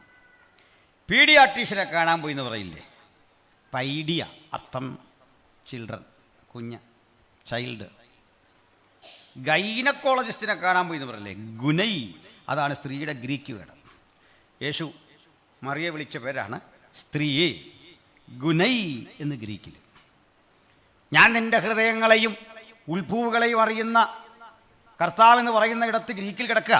എനിക്ക് നിൻ്റെ കാർഡിയായെയും നിൻ്റെ നെഫ്രോണും അറിയാം. കാർഡിയോളജി മനസ്സിലായോ? ഹൃദയം. കുഞ്ഞുങ്ങൾ പഠിക്കുന്ന പകുതിയും ഗ്രീക്കാണ്. ഇതെല്ലാം ഇവിടുന്ന് പോയ സംഗതികളാണ്. കഴിഞ്ഞ 200 കൊല്ലത്തെ ചരിത്രം പഠിച്ചാൽ ഗുണകരമായൊരു കണ്ടുപിടുത്തവും ഒരു നിരീശ്വരനും കണ്ടുപിടിച്ചിട്ടില്ല. പ്രാർത്ഥിക്കുന്ന ദൈവമക്കളാണ് മഹത്തരമായ കണ്ടുപിടുത്തങ്ങളെല്ലാം പിന്നിൽ. നീ ഞങ്ങളെ പഠിപ്പിക്കാതെ വെറുതെ ചുമ്മാരി തെളിവ് വെച്ച് അങ്ങോട്ട് പറഞ്ഞുതരാം. പ്രാർത്ഥിച്ച, ആത്മാവിൽ ആരാധിച്ച സയൻറ്റിസ്റ്റുകളുടെ കണ്ടുപിടുത്തമാ ലോകത്തെ ഇന്ന് കാണുന്ന അളവിലേക്ക് പരിഷ്കരിച്ചത്. ഒരു നിരീശ്വരൻ്റെ സൗജന്യമല്ല. സ്തോത്രം. അവരോട് വിരോധിച്ചൊന്നും പറയില്ല. ചില വാചകടിയൊക്കെ കേട്ടിട്ട് പറഞ്ഞു പോന്നാണ്. സ്തോത്രം. ഇനി പറയട്ടെ, ഈ ഗ്രീക്ക് ഭാഷ ലോകം മുഴുവൻ പരന്നു. പക്ഷെ പുള്ളിക്കൊരു ഗതികേട് പറ്റി. ഭാഷ ലോകത്തെല്ലാം എത്തിച്ചു, പക്ഷെ ആൾ മരിച്ചുപോയി. നിങ്ങൾക്കറിയാമല്ലോ. മരണ വീട്ടിൽ കേട്ട് മടുത്തൊരു കാര്യമായതുകൊണ്ട് ഞാൻ വീണ്ടും പറയുന്നില്ല. പോട്ടെ. എന്തെന്നാ, അലക്സാണ്ടർ മരിക്കാൻ നേരം കൈ ഇങ്ങനെ ഇട്ടു എന്നൊക്കെ പറഞ്ഞ് കേട്ടിട്ടില്ലേ? അതാ കാര്യം. ഇനി ഞാനും കൂടെ അത് പറഞ്ഞാൽ നിങ്ങൾ എവിടെയെങ്കിലും മരണം നടന്ന കാര്യം ഓർത്ത് വന്ന് എന്നെ തല്ലും. ചിലർ ഈ ശവം ഉയർത്തെഴുന്നേറ്റാലും നിർത്തുകയില്ല. സൂര്യൻ്റെ തേജസ് വരണമെന്ന് പറഞ്ഞ് അവിടെ നീക്കുക. ചന്ദ്രൻ്റെ തേജസ് പുറകെ വരുന്നുണ്ടെന്ന് അനുശോചനം. കൊല്ലാത്ത വീടേ അല്ലേ? അണ്ട് അലക്സാണ്ടറെ പറ്റി പറയുന്നില്ല. പോട്ടെ. അലക്സാണ്ടർ പക്ഷെ ഒരു പണി ചെയ്തു. ലോകം മുഴുവൻ ഈ ഭാഷ എത്തിച്ചു. ഇന്ന് ഇംഗ്ലീഷ് പോലെയാണ് അന്ന് Greek. Greek became the lingua franca of the ancient worlds. പൗരാണിക ലോകത്തിൻ്റെ മുഖ്യ സമ്പർക്ക ഭാഷയായിട്ട് ഗ്രീക്ക് മാറി. പക്ഷെ പുള്ളി മരിച്ചുപോയി. പിന്നാലെ വന്നത് റോമക്കാർ ഈ ഭാഷയ്ക്കൊന്നും പ്രാധാന്യം കൊടുത്തില്ല. ഉള്ള ഭാഷ നിൽക്കട്ടെ, കൂടെ തങ്ങളുടെ ഭാഷയായ ലാറ്റിൻ അഥവാ ലത്തീൻ അതുകൊണ്ട് റോമക്കാർ പ്രാധാന്യം കൊടുത്തത് വളഞ്ഞു തിരിഞ്ഞു കിടക്കുന്ന നദികളെ തമ്മിൽ സംയോജിപ്പിച്ച് ഏകീകരിച്ച് നദികളുടെ ഒഴുക്ക് സുഗമമാക്കി. പല നദികൾ ഇങ്ങനെ കിടക്കുക, അതെല്ലാം കൂടെ ഈ വളവും തിരിവുമൊക്കെ കഴിഞ്ഞ് നേരെയാക്കിയത്. അത് കേട്ടപ്പോൾ നിങ്ങൾക്കൊരു വിഷമം. ഇന്ത്യയിൽ 15 കൊല്ലമായിട്ട് നദികളെ തമ്മിൽ സംയോജിപ്പിക്കാനുള്ള പദ്ധതി നടന്നുകൊണ്ടിരിക്കുക, ഇതുവരെ വിജയിച്ചിട്ടില്ല. എൻ്റെ കാരണം അറിയോ? നദികളുടെ പേരെല്ലാം സഹോദരിമാരുടെ പേരാ. സരയു, യമുന, പെൺപിള്ളേരുടെ പേരാ. നിങ്ങൾ യോജിച്ചു പോയ ചരിത്രമുണ്ടോ? ആലോചിച്ച് നോക്കി. യോജിക്കാൻ ഭയങ്കര പാടാണ്. അപ്പോൾ അതുകൊണ്ട് സർക്കാർ ഇപ്പോൾ എത്ര കോടികൾ മുടക്കിയിട്ടും അത് നടക്കുന്നില്ല. അന്നേരം നമ്മുടെ ലേഡീസ് മീറ്റിംഗ് വിജയിച്ചില്ലെന്നോർത്ത് നമ്മൾ വിഷമിക്കൊന്നും വേണ്ട, പോട്ടെ. അപ്പോൾ തിരിച്ചു വരാം. അപ്പോൾ അതുപോലൊരു കാര്യം അവർ ചെയ്തു. ഈ കടലിടുക്കുകൾ ഇങ്ങനെയൊക്കെ കിടക്കും, ഉൾക്കടൽ കയറി കിടക്കും. ഈ സ്ഥലത്തൊക്കെ കള്ളന്മാർ പതിയിരുന്നിട്ട് ചെങ്ങാടത്തിലും മറ്റും അങ്ങോട്ട് ചെന്നിട്ട് പായ്ക്കപ്പലുകൾ പിടിച്ചു നിർത്തി അതിൽ കയറി യാത്രക്കാരെ ഭീഷണിപ്പെടുത്തി കൊള്ളയടിക്കും. കടൽ കൊള്ള ആളുകളുടെ ഒരു വഴി, അന്നത്തെ പരിപാടിയാണ്. ഇന്നുമുണ്ട് കടൽ കൊള്ള. റോമക്കാർ ലോകത്തിലേക്ക് വന്നു, കടൽ കൊള്ളക്കാരെ നിഷ്കരുണ അമർച്ച ചെയ്തു. വളഞ്ഞു തിരിഞ്ഞു കിടക്കുന്ന ഈ നദികളെ ഏകോപിപ്പിച്ച് കനാലുകൾ ഉണ്ടാക്കി. ഇതിലെല്ലാം ഉപരി നല്ല റോഡുകൾ ഉണ്ടാക്കി. നല്ല റോഡെന്ന് പറഞ്ഞാൽ പോരാ, കല്ലുവാകി ഉറപ്പിച്ച്, അന്നത്തെ മൃഗം കെട്ടിവലിക്കുന്ന വണ്ടി കെട്ടിവലിക്കുന്ന വഴിയാ. നല്ല കല്ലുവാകി ഉറപ്പിച്ച വഴികൾ, രണ്ടോരത്തും തണൽ മരങ്ങൾ, യാത്രക്കാർക്ക് സുഖകരമായി യാത്ര ചെയ്യാൻ പറ്റണം. അങ്ങനെ എല്ലാ റോഡും റോമിലേക്കെന്നൊരു വഴമൊഴി തന്നെ ഉണ്ടായി. സിമൻറ്റിൻ്റെ കണ്ടുപിടുത്തം റോമക്കാരാണ് നടത്തിയ. നല്ല രമ്യകർമ്മങ്ങൾ, നല്ല പാതകൾ, ഇതൊക്കെ ഉണ്ടാക്കി. ഉപദേശി എന്തിനാ ഇതൊക്കെ പറയുന്നെന്നോ പറയാം. ഈ കടൽക്കൊള്ളക്കാരെ അമർച്ച ചെയ്തപ്പോൾ, കനാലുകൾ വെട്ടി വഴി സുഗമമാക്കിയപ്പോൾ 1 മാസം വളവിൽ കൂടി ചുറ്റിത്തിരിഞ്ഞു പോകേണ്ട യാത്ര 2 ദിവസം കൊണ്ട് ചെല്ലാവുന്നതായി. പിടികിട്ടിയോ? ഇതുണ്ടാക്കിയ റോമക്കാരും പട്ടുപോയി. അവർക്കറിയാത്തൊരു പരിപാടി ദൈവം കരുതി വച്ചിരുന്നു. അലക്സാണ്ടർ ഒരു ഭാഷയ്ക്ക് കീഴിൽ ലോകത്തെ കൊണ്ടുവന്നു. അലക്സാണ്ടർക്ക് പ്രയോജനപ്പെട്ടില്ല. പ്രയോജനപ്പെട്ടത് ഞങ്ങൾക്കാ. കാലം പഠിച്ചോ, ഞങ്ങളുടെ ടെക്നിക്ക് നിൽക്കൊന്നും അറിയില്ല. റോമക്കാരൻ നല്ല പാതയുണ്ടാക്കി, വഴി സൗകര്യം എളുപ്പമാക്കി. അതുകൊണ്ടാണ് ഞങ്ങളുടെ പൗലൂസിന് അക്കാലത്ത് 3 റൗണ്ട് ഭൂമിയെ വലം വെക്കാൻ സാധിച്ചത്. വഴി എളുപ്പമായി. ഈ ഭാഷയിൽ പോയി പ്രസംഗിച്ചപ്പോൾ കേട്ടിടത്തൊക്കെ ആളുകൾക്ക് മനസ്സിലായി. അങ്ങനെ യേശുവിൻ്റെ വരവിന് മുമ്പ് ലോകം ഈ സുവിശേഷം കൈക്കൊള്ളാനൊരുങ്ങി. റോമർക്കെഴുതിയ ലേഖനത്തിൽ പറയാ, നിങ്ങളുടെ വിശ്വാസം മുഴു ലോകത്തിലും പ്രസിദ്ധമായിരിക്കുന്നു. വ്യക്തമായോ? ഇതാ ഗലാത്യർ 4:4 പറയാ, കാലസമ്പൂർണത വന്നപ്പോൾ. എന്താ കാലസമ്പൂർണത? കാലം അതിൻ്റെ വികാസ പരിണാമങ്ങളിൽ അതിൻ്റെ പൂർണ്ണതയിലേക്ക് എത്തിയപ്പോൾ. യേശു ജനിച്ച കാലം മനസ്സിലായോ? നല്ല റോഡുള്ള കാലം, നല്ല യാത്രാ സൗകര്യമുള്ള കാലം, എവിടെ പോയി പ്രസംഗിച്ചാലും പ്രസംഗം കേട്ടാൽ മനസ്സിലാകുന്ന കാലം. അതുവഴി ഒരു വിഡിത്ത ആൾക്കാർ തിരുത്തിക്കോണം. ഇപ്പം ചില പറഞ്ഞ അന്യഭാഷയെന്ന് പറഞ്ഞാൽ ഭാഷ അറിയാത്ത ആളുകളിടയിൽ പോയി പ്രസംഗിക്കാനുള്ളൊരു വരവാണ്. നല്ല, കാരണം എല്ലാവർക്കും ഗ്രീക്ക് അറിയാം. മനസ്സിലായോ? അത് ചർച്ചിനുള്ളിൽ ഉപയോഗിക്കേണ്ട സംഗതിയുടെ പേരാ അന്യഭാഷ. പിടികിട്ടിയോ? അല്ല, സുവിശേഷം അറിയിക്കാത്ത ആളുകളോട് സുവിശേഷം അറിയിക്കാൻ കിട്ടിയ ഒരു ഭാഷയല്ലത്. പിന്നെന്താണ്? തനിക്ക് താൻ ആത്മീക വർധന വരുത്തുവാൻ ദൈവം കൊടുത്തിരിക്കുന്ന ഭാഷയാണ്. അന്യഭാഷയിൽ സംസാരിച്ചിട്ട് കേട്ട ചില പുള്ളികൾ പറയുക, മനസ്സിലാകുന്നില്ല. നിനക്ക് ആയുസ് മനസ്സിലാവില്ല. എന്താ കാര്യം? നിന്നോടല്ല പറഞ്ഞു, പിന്നെന്താ കാര്യം? നിന്നോട് ആര് പറഞ്ഞു മനസ്സിലാക്കാൻ വേണ്ടി ഇവിടെ നിൽക്കാൻ? മനസ്സിലായോ? അല്ല, കാര്യം പിടിയിട്ടോ? ഞാൻ എൻ്റെ വസ്തുത പറയാം. ഞാനിവിടെ വരുമ്പോൾ സാധാരണ ഞാൻ നേരെ ഈ യോഗ സ്ഥലത്തേക്ക് വരത്തേ ഉള്ളൂ. എനിക്ക് അങ്ങനെയൊക്കെ ചില പ്രശ്നങ്ങളുള്ള ഒരാളായതുകൊണ്ട് നിങ്ങൾക്ക് ഞാനൊരു പ്രശ്നമാകില്ല അതിനാ. അപ്പോഴോ പാസ്റ്റർ പറഞ്ഞു, എന്നാലും ഒരു ചായ കുടിച്ചിട്ട് പോകാം. അങ്ങനെയെങ്കിലും ഒരു ചായ. പക്ഷേ എന്നെപ്പോലുള്ള ഒരാൾക്ക് ചായ തരിക എന്ന് പറഞ്ഞാൽ സാഹസികമാണ്. ഞങ്ങൾ ഈ ഹൈ റേഞ്ച് ജനസിൽപ്പെട്ട ആളുകൾക്ക് നിങ്ങൾ ചായ തന്നു മടുത്തു. നിങ്ങളുടെ 3 ചായ സമയം എൻ്റെ 1 ചായയാണ് കടുപ്പം. കാരണം രാജവമ്പാല കുത്തിയാലും ഏക്കരുത്, അതിനാണ് ഇത്തരം ചായ കുടിക്കുന്നത്. മനസ്സിലായിക്കോ? പാമ്പ് കടിച്ചിട്ട് നാണിച്ചു പോകണം, എവനായിരുന്നു എന്ന് ചോദിക്കണം. അതിനാ. അപ്പോൾ ഞാനീ പാസ്റ്റർ എടുത്തതാണ്. പാസ്റ്റർ എനിക്കൊരു ചായ തന്നു. ഈ ചില പാസ്റ്റർമാർ ഈ ചായ പോരട്ടെന്ന് പറയും, പക്ഷേ എന്ത് ചെയ്താ ഈ തേയിലപ്പൊടി വാങ്ങി കൊടുക്കുകയില്ല. സമയത്തിന് കൊടുക്കും. പെണ്ണുങ്ങൾ കിടന്ന് വിഷമിക്കുക. അങ്ങനെയുള്ള വില്ലന്മാരില്ലേ. പോരട്ടെ, സ്ത്രീ തന്നു, ഞാനങ്ങ് തിന്നു. ഇത് എവിടെ നിന്ന് വന്നു എന്നൊന്നും അറിയില്ല. പാവം സഹോദരിമാർ അകത്തോട്ട് നോക്കുക. പോരട്ടെ പോരട്ടെ എന്ന് എന്ത് ചെയ്യും? തേയിലയില്ല. പാസ്താരിയല്ല കേട്ടോ, അല്ല, സൂപ്പർ ചായ. ഇങ്ങോട്ട് പോരട്ടെ പോരട്ടെ പോരട്ടെ എന്ന് വരുന്നുണ്ടൊന്നും വരുന്നില്ല. അവസാനം ഈ സഹോദരിക്കൊരു മടി, തേയിലയില്ലെന്ന് എൻ്റെ കേൾക്കെ പറയാൻ. എന്നെ പുള്ളിക്കാരി ഈ മറപറ്റി നിന്നിട്ട് പാസ്റ്ററെ വിളിച്ചു. ഇങ്ങോട്ട് നോക്കി, ഇങ്ങനെ കാണിച്ചു. ഇങ്ങനെ കണ്ണുമൊക്കെ കാണിയിട്ട്, കണ്ണൻ ദേവൻ എന്നുള്ളതിൻ്റെ ഈ കണ്ണൊക്കെ കാണിക്കുന്നുണ്ട്. കണ്ണും കാണിച്ചു, ഇങ്ങനെ കാണിച്ചു. അതിൻ്റെ അർത്ഥം കണ്ണൻ ദേവൻ ഒക്കെ കാണിച്ചു. ഇങ്ങനെ കാണിക്കുന്നു, ഇങ്ങനെ കാണിക്കുന്നു, ഇങ്ങനെ കാണിക്കുന്നു. അപ്പം ഞാനിതിങ്ങനെ, എനിക്കൊന്നാമത് ലോങ് സൈറ്റാണ്, അടുത്തുള്ളതൊന്നും കാണത്തില്ല, ദൂരെ ഉള്ളവരൊക്കെ കാണാം. അതാ ശരി. അപ്പോൾ അതുകൊണ്ട് എന്തൊക്കെ ഇവിടെ നടക്കുന്നുണ്ട് ഇങ്ങനെ ശ്രദ്ധിച്ചിരുന്നു. അല്പം കഴിഞ്ഞ് വാസ് പറഞ്ഞു, വെയിറ്റ് ചെയ്യും, ഞാൻ ഈ പത്രം വായിച്ചുകൊണ്ടിരിക്കും, ഞാനിപ്പോൾ വരാം. ഒറ്റപ്പോക്ക്. ഇഷ്ടം പോലെ ചായപ്പൊടി, കഴിക്കാനുള്ള സാധനങ്ങൾ, ഒരു ലോഡ് സാധനമായിട്ട് ഇങ്ങ് വന്നു. എനിക്ക് ചായയും കിട്ടി. അതിനകത്തൊരു കാര്യമേ, ഈ ചായ കുടിച്ചുകൊണ്ടിരിക്കുമ്പോൾ ഞാനിവരുടെ ഈ ആക്ഷനും എല്ലാം ഇങ്ങനെ ശ്രദ്ധിച്ചു. ഏതാ? കണ്ണൻ ദേവൻ. അല്ല, കൃപാവരമുള്ള ആളുവാണെങ്കിൽ ഓർത്തന്നെ ഈ സഹോദരിക്ക് വേറെന്തോ കുഴപ്പമുണ്ട്. ഇങ്ങനെ എന്നെ കണ്ടപ്പോൾ രക്തത്തിൽ ആശ്രയിക്കാൻ നമ്മളല്ലേ. കാരണം ഇത് സംഭവം നമ്മുടെ കുഴപ്പമില്ലെന്ന്. കുഴപ്പം ഇവർ തങ്ങളിൽ സംസാരിച്ചതിന് ലിപിയില്ലെന്ന്.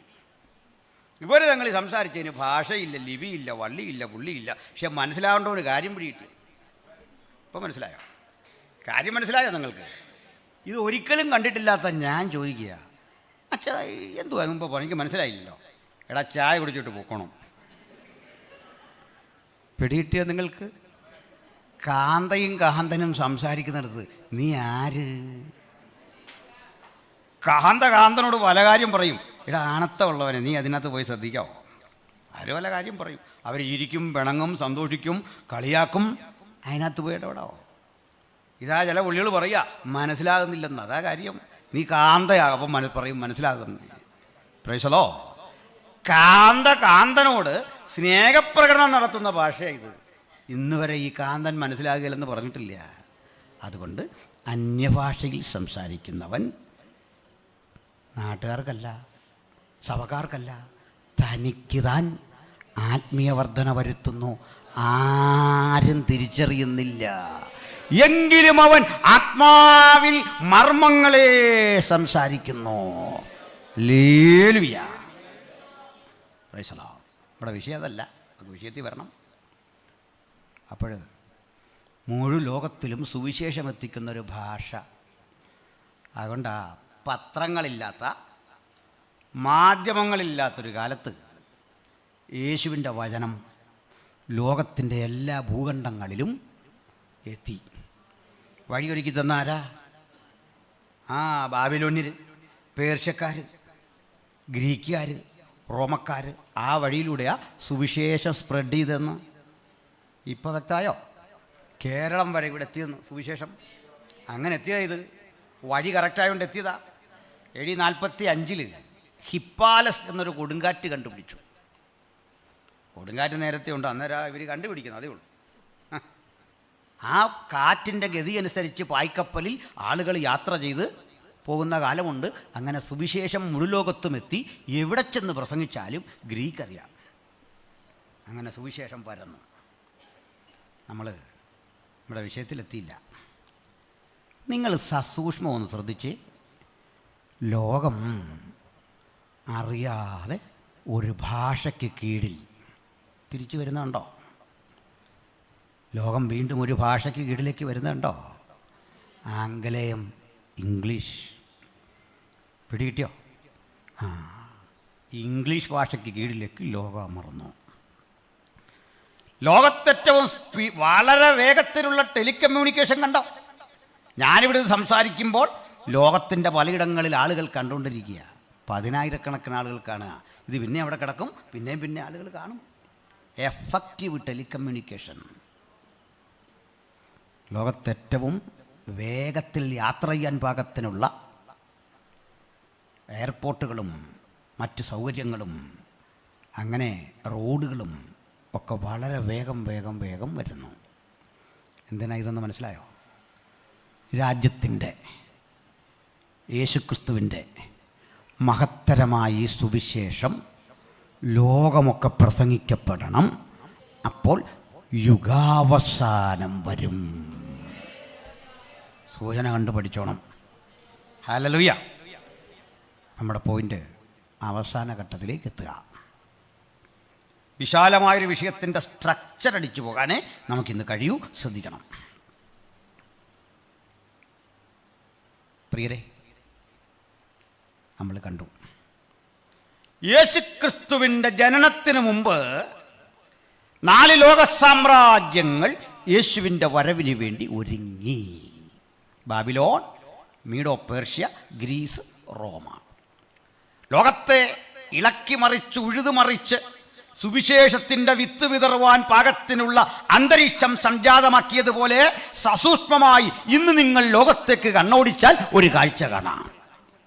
ലോകമിതാ രാജാതിരാജാവും കർത്താതികർത്താവുമായവനെ എതിരേൽക്കാൻ ഒരുങ്ങുന്നു. എങ്ങനെ? അതാണ് ഇപ്പോൾ നമ്മൾ വായിച്ച 4 കുതിര. ആ കുതിരയെ ഒന്ന് പരിചയപ്പെടുത്തി നമുക്ക് നിർത്താം. സന്തോഷമാണോ? ശ്രദ്ധിച്ചിരുന്നോട്ടെ. ഒന്നാം ജീവി വിളിച്ചു. ഒന്നാം ജീവി ഏതാ? സിംഹം. ഉണ്ടോ? കൊച്ചുമോൾ പഠിച്ചു, നന്നായിരിക്കുന്നു. ഒന്നാം ജീവി വിളിച്ചപ്പോൾ വന്നതാരാ? വെള്ളക്കുതിര. രണ്ടാം ജീവി വിളിച്ചപ്പോൾ രണ്ടാം ജീവി ആരാ? പറവയോ? കാള. അന്നേരം വന്നാരാ? ചുവന്ന കുതിര. മൂന്നാം ജീവി മനുഷ്യൻ വിളിച്ചപ്പോൾ വന്നാരാ? കറുത്ത കുതിര. നാലാം ജീവി വിളിച്ചപ്പോൾ വിളറിയ പച്ചക്കുതിര അല്ലെങ്കിൽ മഞ്ഞക്കുതിര. അതിലേക്ക് വരാം.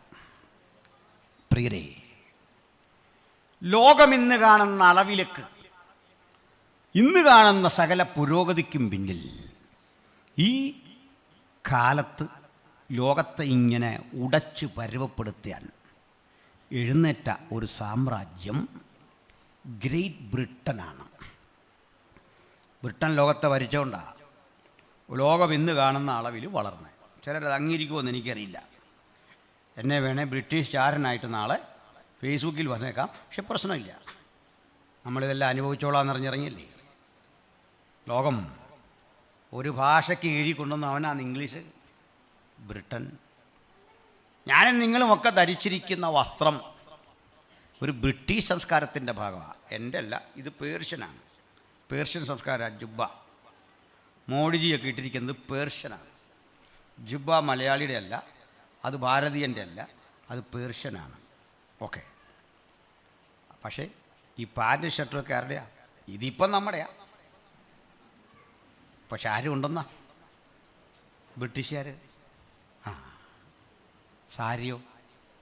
നവംബർ 1 അണിയുന്ന സാരി. നവംബർ 1 കേരളപ്പിറവിയുടെ അന്ന് സെറ്റുമുണ്ടൊക്കെ കൊടുത്തു വരൂലേ? ആരും ഉണ്ടെന്നാ? പഠിച്ചു. അതും പാശ്ചാത്യമാണ്. ബ്രിട്ടീഷ് രാജ്ഞി ന്യൂ ഹാഫ്മാൻ എന്നറിയപ്പെടുന്ന ഇവിടേക്ക് അയച്ചൊരു വ്യക്തിത്വം ഇവിടുത്തെ സ്ത്രീകളുടെ അവസ്ഥ കണ്ട് രാജ്ഞിക്ക് കത്തെഴുതി. സ്ത്രീകൾ ചിരട്ട കിഴിച്ച് തുളയുണ്ടാക്കി അതിൽ നൂല് കെട്ടി അത് മാറുമറയ്ക്കാൻ അണിയുന്നു. ചിലരാകട്ടെ മാറുമറയ്ക്കാൻ സ്വാതന്ത്ര്യമില്ല. സ്ത്രീകളുടെ അവസ്ഥ കൂമ്പുപാളകൾ ധരിച്ച് പൊതുനിരത്തിലൂടെ നീങ്ങുന്നു. ഇന്ന് കേൾക്കുന്ന കുട്ടികൾ ഒരു പുഞ്ചിരിയോടെ കേൾക്കും, പക്ഷേ ക്രൂരമായിരുന്നു എന്ന്. ലോകത്തമ്മയ്ക്ക് മാറുമറയ്ക്കാൻ സമരം ചെയ്യേണ്ടി വന്ന ഏക നാടാണ് നമ്മുടേത്. മാറുമറയ്ക്കാൻ കേരള ചരിത്രത്തിൽ എഴുതി വച്ചിട്ടുണ്ട് മാറുമറയ്ക്കൽ സമരം. ഞാനത് ആഗസ്റ്റ് 15 പ്രസംഗിച്ച ഒരു പ്രസംഗം കിടപ്പുണ്ട്, കണ്ടാൽ മതി, കാര്യങ്ങൾ അതിൽ വിശദീകരിച്ചിട്ടുണ്ട്. 2 മണിക്കൂറുണ്ട്. പ്രിയരെ പറയട്ടെ. അപ്പോൾ ഈ ആഹ്മാൻ നേരെ കൊല്ലം റാണിയെ കാണാനായിട്ട് കയറി. റാണിയെ കാണാൻ കയറിയപ്പോൾ ഈ റാണി അര മുതൽ മുട്ടുവരെ മാത്രം നീളമുള്ള ഒരു വസ്ത്രം ധരിച്ചിരിക്കുന്നു. ഭംഗിയാണ്, കുഴപ്പമൊന്നുമില്ല. അല്ല, ഈയിടയ്ക്ക് അത്ഭുത ശുശ്രൂഷ നടത്തിയവൻ്റെ ബെർമുഡ പോലൊന്നും അല്ല കേട്ടോ. അതിനൊരു ഐശ്വര്യമുണ്ട്. ആ വിധത്തിൽ റാണി നിൽക്കുന്നു. റാണിയുടെ അരപ്പട്ട അരഞ്ഞാണം ഈ വസ്ത്രത്തിന് മീതെ കിടക്കുന്നു. അത്തരത്തിൽ സ്വർണ്ണമൊക്കെ അലങ്കരിച്ചിട്ടുണ്ട്. അലസമായൊരു വസ്ത്രം, ഒരു മേൽവസ്ത്രം ചുമ്മാ ഇങ്ങനെ ഇട്ടിട്ടുണ്ട്. റാണിയുടെ അപ്പുറത്തും ഇപ്പുറത്തും കൊമ്പമീശ ധരിച്ച 2 സൈനികർ നിൽപ്പുണ്ട്. അതിൽ ഈ വലിയൊരു തലപ്പാവ് തലയിലുണ്ട്. പക്ഷേ നഗ്നത മറയ്ക്കാൻ കഷ്ടിച്ച് 2 ഇഞ്ച് വസ്ത്രം മാത്രം. ഇപ്പോൾ ഇങ്ങനെ പുരുഷൻ ഒരു സ്ഥിരം എടുത്ത് നിന്നാൽ കേസെടുക്കും, അത് വേറെ കാര്യം. കയ്യിൽ വിഷാത്തി പിടിച്ചിട്ടുണ്ട്. ഹാഹ്മാൻ അമ്പരന്നു. റാണിയുടെ സ്ഥിതി ഇതാ. ഹാഹ്മാൻ രാജ്ഞി കത്തെഴുതി ബൽക്കായിട്ട് റോള് കണക്കിന് തുണി അയച്ചു കൊടുത്തിട്ട് റാണി പറഞ്ഞു, സകല സ്ത്രീകൾക്കും വസ്ത്രമില്ലാത്തവർക്കൊക്കെ 8-10 മുഴം അങ്ങ് മുറിച്ചു കൊടുത്തേക്കണം. സ്ത്രീകളെല്ലാവരും ഇനിമേൽ പെറ്റിക്കോട്ട് ധരിക്കട്ടെ. പെറ്റിക്കോട്ടെന്ന് കേൾക്കുമ്പോൾ നിങ്ങൾക്ക് തോന്നുന്നു ഞാൻ തെറ്റിച്ച് പറയാമെന്നല്ല, അത് ഇംഗ്ലീഷ് പദമാണ്. നിങ്ങൾ പറഞ്ഞ് പെറ്റിക്കോട്ടാക്കിയത് എന്തിനാ? ഒന്ന് എഴുതി നോക്കിയാൽ ശരിയാവണമെന്ന്. പെറ്റിക്കോട്ട് ഇങ്ങനെ പെറ്റിക്കോട്ട് തയ്ക്കാൻ വേണ്ടി കൊടുത്താണ്. നമ്മുടെ സ്ത്രീകളല്ലേ, അതിനൊന്നും നേരം കിട്ടിയില്ല. അവരിങ്ങനെ ചുറ്റി ഇങ്ങനെ ചുറ്റി മിച്ചം വന്ന ഇങ്ങനെ ചുറ്റി. ഈ സാധനമാണ് സാരി. നമ്മുടെ അടുത്ത് ചോദിക്കുന്ന ഇനിയും പറയാന്നേ, ഇങ്ങനെ ഒത്തിരി സംഭവമുണ്ട്. ഇതൊക്കെ ലോകത്തെ പഠിപ്പിച്ചത് ബ്രിട്ടനാണ്. ചികിത്സ ഇതുപോലെ തന്നെ. അവിടെ എന്തായിരുന്നു പണ്ട്?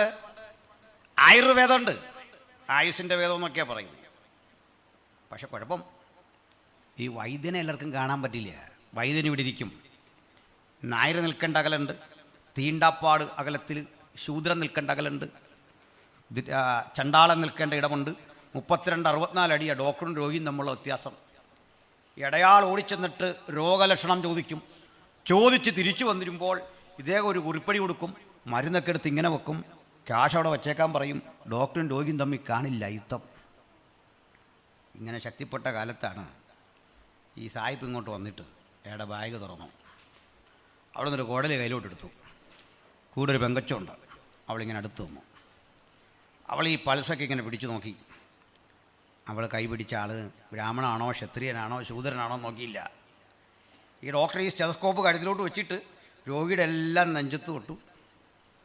മെർക്കുറിയിൽ മുക്കിയ ആ മാവിനെ ഉപയോഗിച്ചുകൊണ്ട് നാക്കിൻ്റെ അടിയിൽ വെച്ചു എല്ലാവൻ്റെ. ചുരുക്കത്തിൽ നമ്മുടെ രാജ്യത്ത് ജാതീയത മാറ്റിയ ഒരു ഉപകരണം ആ ഡോക്ടറുടെ സ്റ്റെതസ്കോപ്പ്.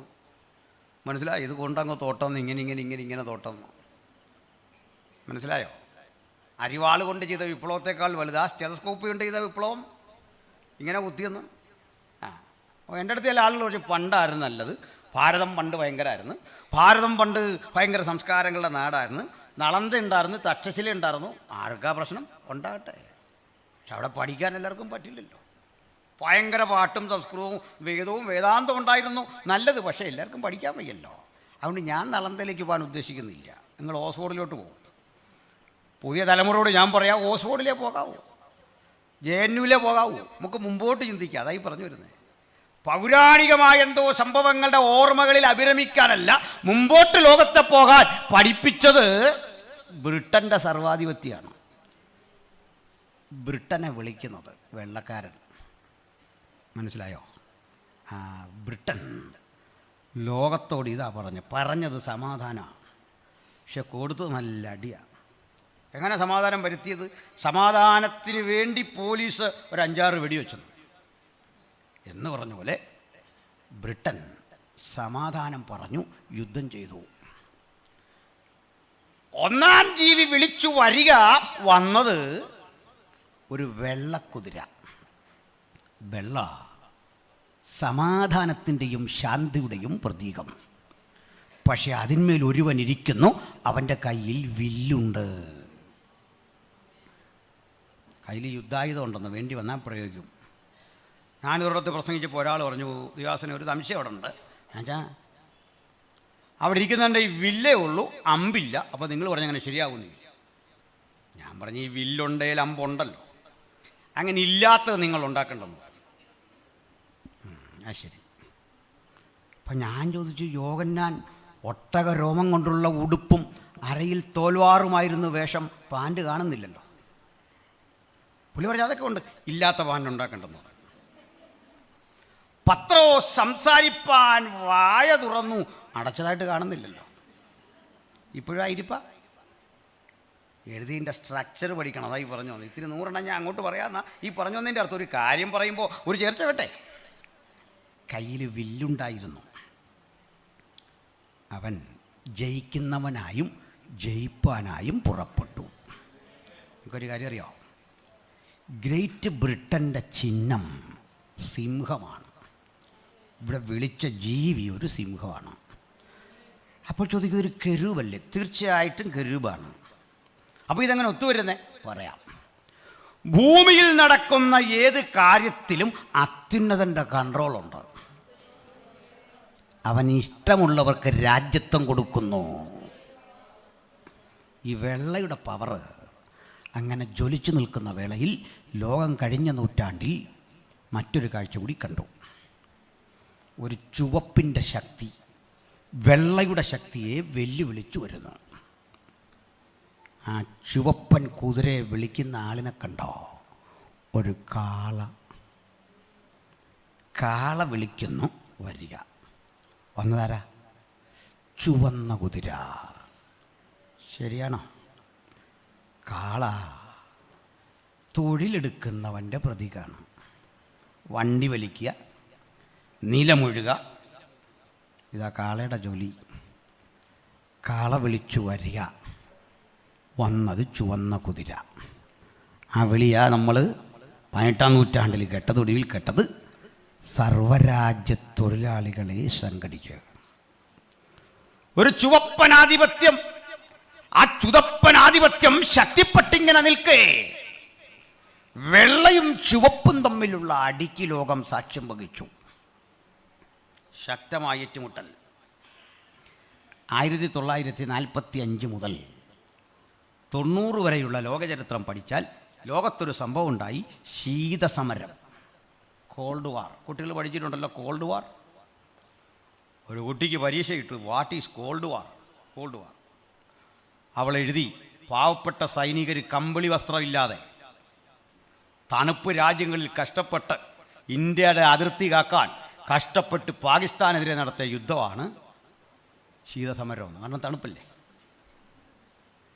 ഇതല്ല ശീതസമരം. ശീതസമരം എന്ന് പറഞ്ഞാൽ അമേരിക്ക ഒരു പരീക്ഷണം നടത്തുന്നു, അപ്പോഴേക്കും റഷ്യ മറ്റും നടത്തുന്നു. ഇവർ തമ്മിൽ അണ്വായുധ പരീക്ഷണം, ആയുധ പരീക്ഷണം, ആയുധ കിടമത്സരം, ഇങ്ങനെ ലോകത്തെ 2 ശാക്തിക ചേരികളായി പിളർത്തിക്കൊണ്ട് ഇവരിങ്ങനെ ഏറ്റുമുട്ടുക. അതിൽ അമേരിക്കയ്ക്ക് പിന്നെ ലോക മേധാവിത്വം വന്നേ. ബ്രിട്ടനിൽ നിന്ന് പറഞ്ഞു പോയത് അമേരിക്ക.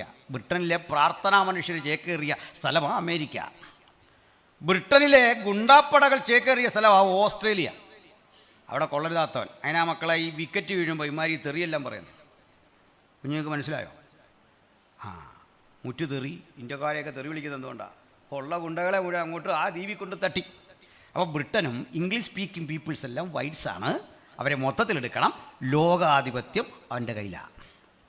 അവനോട് കൃത്യ നമ്പറിൽ തിരിച്ചടിക്കാൻ ശേഷിയുള്ള ഒരു ചുവപ്പൻ ആധിപത്യം ശക്തിപ്പെട്ടു. ഈ ചുവപ്പും വെളുപ്പും തമ്മിലുള്ള അടി. ഷായ്പിൻ്റെ നിറം വെളുപ്പ്, അവൻ്റെ മുടി വെളുപ്പ്, അവൻ്റെ കുതിര വെളുപ്പ്, അവൻ്റെ സംസ്കാരം എല്ലാം വൈറ്റാണെങ്കിൽ മംഗോളിയൻ്റെ കൊടി അത് ചുവപ്പ്, മംഗോളിയൻ്റെ മുടി അത് ചുവപ്പ്, ചുവപ്പൻ സാമ്രാജ്യം അത്.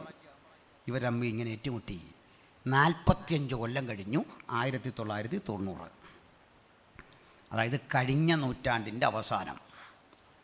കഴിഞ്ഞ നൂറ്റാണ്ട് വിട പറയുമ്പോൾ ഉറങ്ങാൻ കിടന്ന നിങ്ങൾ എന്ത് കെട്ട ഉറങ്ങിയെന്നറിയണ്ടേ? സോവിയറ്റ് യൂണിയൻ തകർന്നു. ചുവപ്പനാധിപത്യത്തിൻ്റെ തകർച്ച കേട്ട് ഉറങ്ങി നമ്മൾ ഉണർന്നപ്പോൾ മറ്റൊരു വാർത്ത. അമേരിക്കൻ ആധിപത്യം തകർന്നു, സാമ്പത്തിക പ്രതിസന്ധി. രണ്ടും തകർന്നു. തകർന്നെങ്കിലും അവർ തന്നെയാണ് കരുത്തർ. മനസ്സിലായില്ല? അല്പം ശക്തി ക്ഷയിച്ചു, പക്ഷെ അവർക്ക് തന്നെയാണ് പവർ. പക്ഷെ ആ വിടവിൽ ഒന്നാം ലോകം വെളുപ്പായിരുന്നു, രണ്ടാം ലോകം ചുവപ്പായിരുന്നെങ്കിൽ മൂന്നാം ലോകത്തെ ആളുകൾ ശ്രദ്ധിച്ചു, അത് കറുപ്പായിരുന്നു. മൂന്നാം ലോകത്തിൻ്റെ ആധിപത്യം കണ്ടു. മൂന്നാം ലോകം ഇന്ത്യ ഉൾപ്പെടെയുള്ള പട്ടിണി രാജ്യങ്ങളാണ് മൂന്നാം രാജ്യങ്ങൾ. സൗത്ത് ആഫ്രിക്ക, ശ്രീലങ്ക, ഈ വികസ്വര രാജ്യങ്ങളും തേർഡ് വേൾഡ് കൺട്രീസ്. അവരുടെ പ്രശ്നം ഭക്ഷണമില്ല, ഇന്ധനമില്ല, പകർച്ചവ്യാധി, കുട്ടികൾക്ക് പോഷകാഹാരമില്ല, വിദ്യാഭ്യാസക്കുറവ്. ഇതാ പ്രശ്നം. മനുഷ്യാവകാശ പ്രശ്നങ്ങളാണ് ചർച്ച ചെയ്യുന്നത്. വേൾഡ് ഹെൽത്ത് ഓർഗനൈസേഷൻ അടക്കമുള്ള വലിയ വലിയ സംഘടനകൾ പമ്പ് ചെയ്യുന്ന പണം പക്ഷേ രക്ഷപ്പെടുന്നില്ല. കുട്ടികൾ അല്ലെങ്കിൽ തലമുറകൾ കൂടുതൽ, ജനസംഖ്യ കൂടുതൽ, അവർക്ക് വേണ്ടത്ര ആഹാരം കൊടുക്കാൻ പറ്റുന്നില്ല. നിങ്ങൾ നോക്കൂ, ഒരു മനുഷ്യൻ വിളിക്കുന്നു വരിക, വരുമ്പോൾ ഒരു കറുത്ത കുതിരയെ കാണുന്നു, അതിന്മീതെ ഒരുവനിരിക്കുന്നു, അവൻ കയ്യിലൊരു തുലാസ് പിടിച്ചിരിക്കുന്നു, പണത്തിന് ഒരിടങ്ങഴി ഗോതമ്പ്, 3 ഇടങ്ങഴി യവം. എത്ര കൃത്യതയോടെയാണ് മൂന്നാം രാജ്യങ്ങളുടെ സാമ്പത്തിക കെടുകാര്യസ്ഥതയെക്കുറിച്ച്, പട്ടിണിയെക്കുറിച്ച്, ദാരിദ്ര്യത്തെക്കുറിച്ച് കൃത്യം പ്രവചിച്ചിട്ട് എണ്ണയ്ക്കും വീഞ്ഞിനും കേടുവരുത്തരുത്, ഇന്ധനക്ഷാമം. ഞാൻ 15 കൊല്ലം മുമ്പ് LPGക്കൊക്കെ വിലയില്ലാത്തൊരു കാലത്ത് പ്രസംഗിച്ച ഇത്തരം വിഷയങ്ങളെക്കുറിച്ചുള്ള പഠനം യൂട്യൂബിൽ കിടപ്പുണ്ട്. പ്രവചനം പോലെ അവയൊക്കെ നിറവേറിയിട്ടുണ്ട്. സ്തോത്രം. അപ്പോൾ അധികം പാചകവാതം ഉപയോഗിക്കരുത്, പെട്രോളിയം ഉപയോഗിക്കരുത്. ഇത് ഞാൻ 15 കൊല്ലം മുമ്പ് പ്രസംഗിച്ചിട്ടുണ്ട് പല സ്ഥലങ്ങളിൽ. പ്രിയപ്പെട്ടവരെ, ഇന്നത് യാഥാർത്ഥ്യമായി. ഈ തേർഡ് വേൾഡിലെ നിറം കറുപ്പാണ്. ഒരു കറുപ്പാധിപത്യം ചരിത്രത്തിലേക്ക് വരിക, ഒരു കറുത്ത ലോകരാഷ്ട്രങ്ങളുടെ ശക്തിപ്പെടൽ മുമ്പോട്ട് വരിക. ഇന്ത്യയാണ് അതിന് നേതൃത്വം കൊടുക്കുന്നത്. അതിനൊക്കെ പ്രവചനപരമായ വേറെ കാരണമുണ്ട്, നമുക്ക് അതിലേക്ക് പോകാൻ നേരമില്ല, അവസാനിപ്പിക്കണം. പക്ഷേ 4-ാം മുദ്ര പൊട്ടിച്ചപ്പോൾ മറ്റൊരു സംഭവം. ഒരു വിളറിയ പച്ചക്കുതിര, ക്ലോറോസ്. ഇത് ഓർക്കാനൊരു വഴി പറയാം. ഈ ചെടികൾക്ക് പച്ച നിറം കൊടുക്കുന്ന രാസവസ്തു ഏതാ?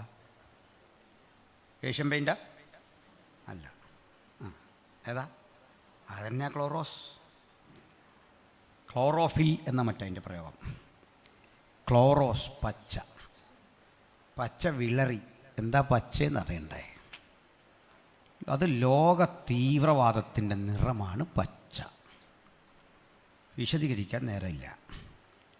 ലോക തീവ്രവാദം. ഉച്ചഭക്ഷണത്തിന് കുഞ്ഞ് പാത്രം തുറന്നു, ഉച്ചഭക്ഷണത്തിന് വിശപ്പേറി ഓടിച്ചെന്ന് പാത്രം തുറക്കുന്ന കുഞ്ഞിനെ നമുക്ക് ഓർമ്മ വരുമല്ലോ.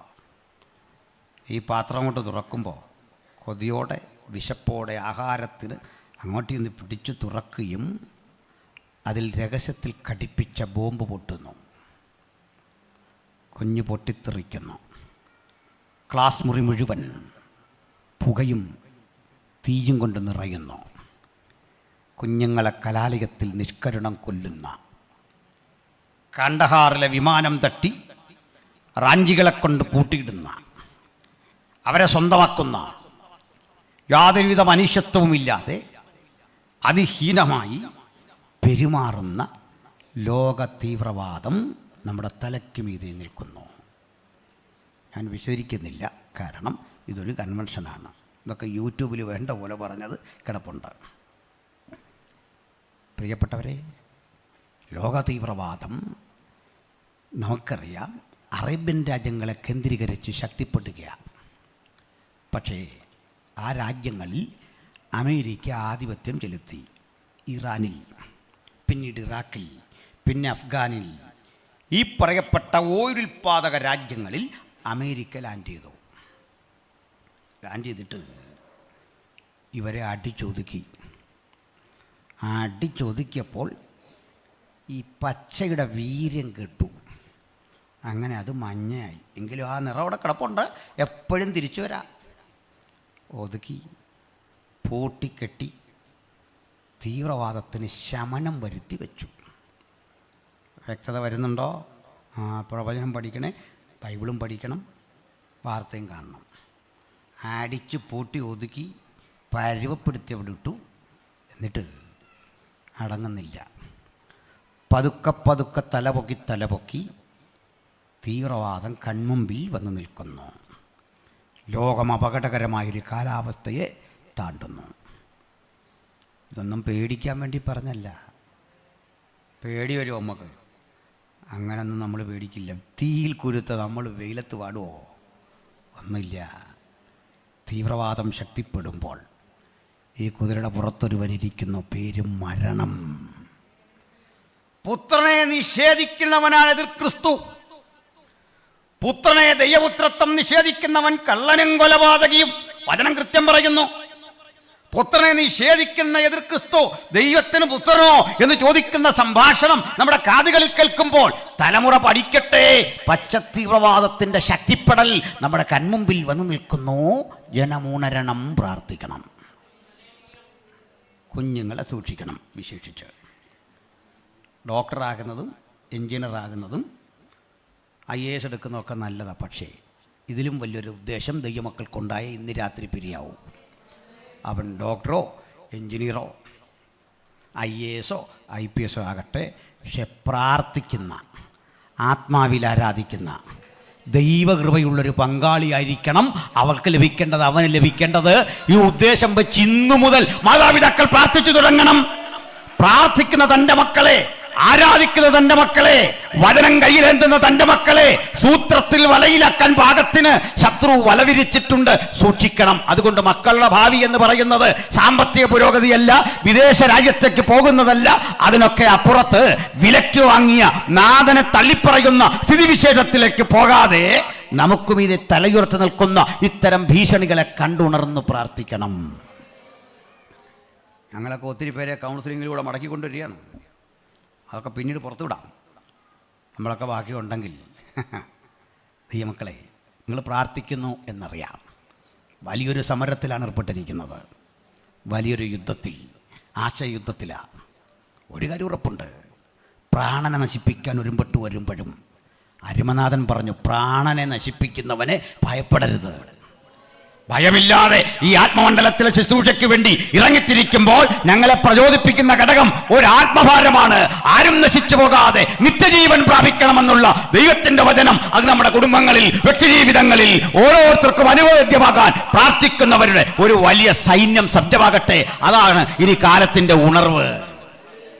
Praise the Lord. സമയപരിധിയുണ്ട്, നമുക്ക് നിർത്തണം. പാതാളം ഈ മരണത്തെ പിന്തുടർന്നു. ഇംഗ്ലീഷ് കിടക്കുന്ന ശവക്കുഴി പിന്തുടർന്നു. ഗ്രേവ്. എൻ്റെ അർത്ഥം എന്താ? ഇങ്ങോട്ട് തട്ട്.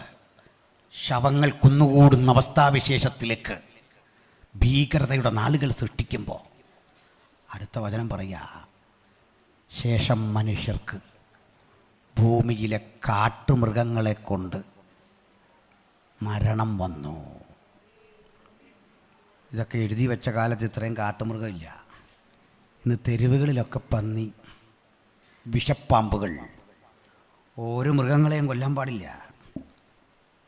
നോക്കണേ, മനുഷ്യ ശരീരത്തെ കടിച്ചു മുറിക്കുന്ന, കുഞ്ഞുങ്ങളെ ക്രൂരമായി കൊല്ലുന്ന തെരുവ് നായ്ക്കളെപ്പോലും കൊല്ലാൻ പാടില്ല. ഇവയൊക്കെ വളരെ ഇങ്ങനെ. ഈ കിതാബ് എത്ര വർഷം മുമ്പ് ഇതൊക്കെ നിരീക്ഷിച്ച് നിങ്ങൾ ഓർത്താൽ മതി.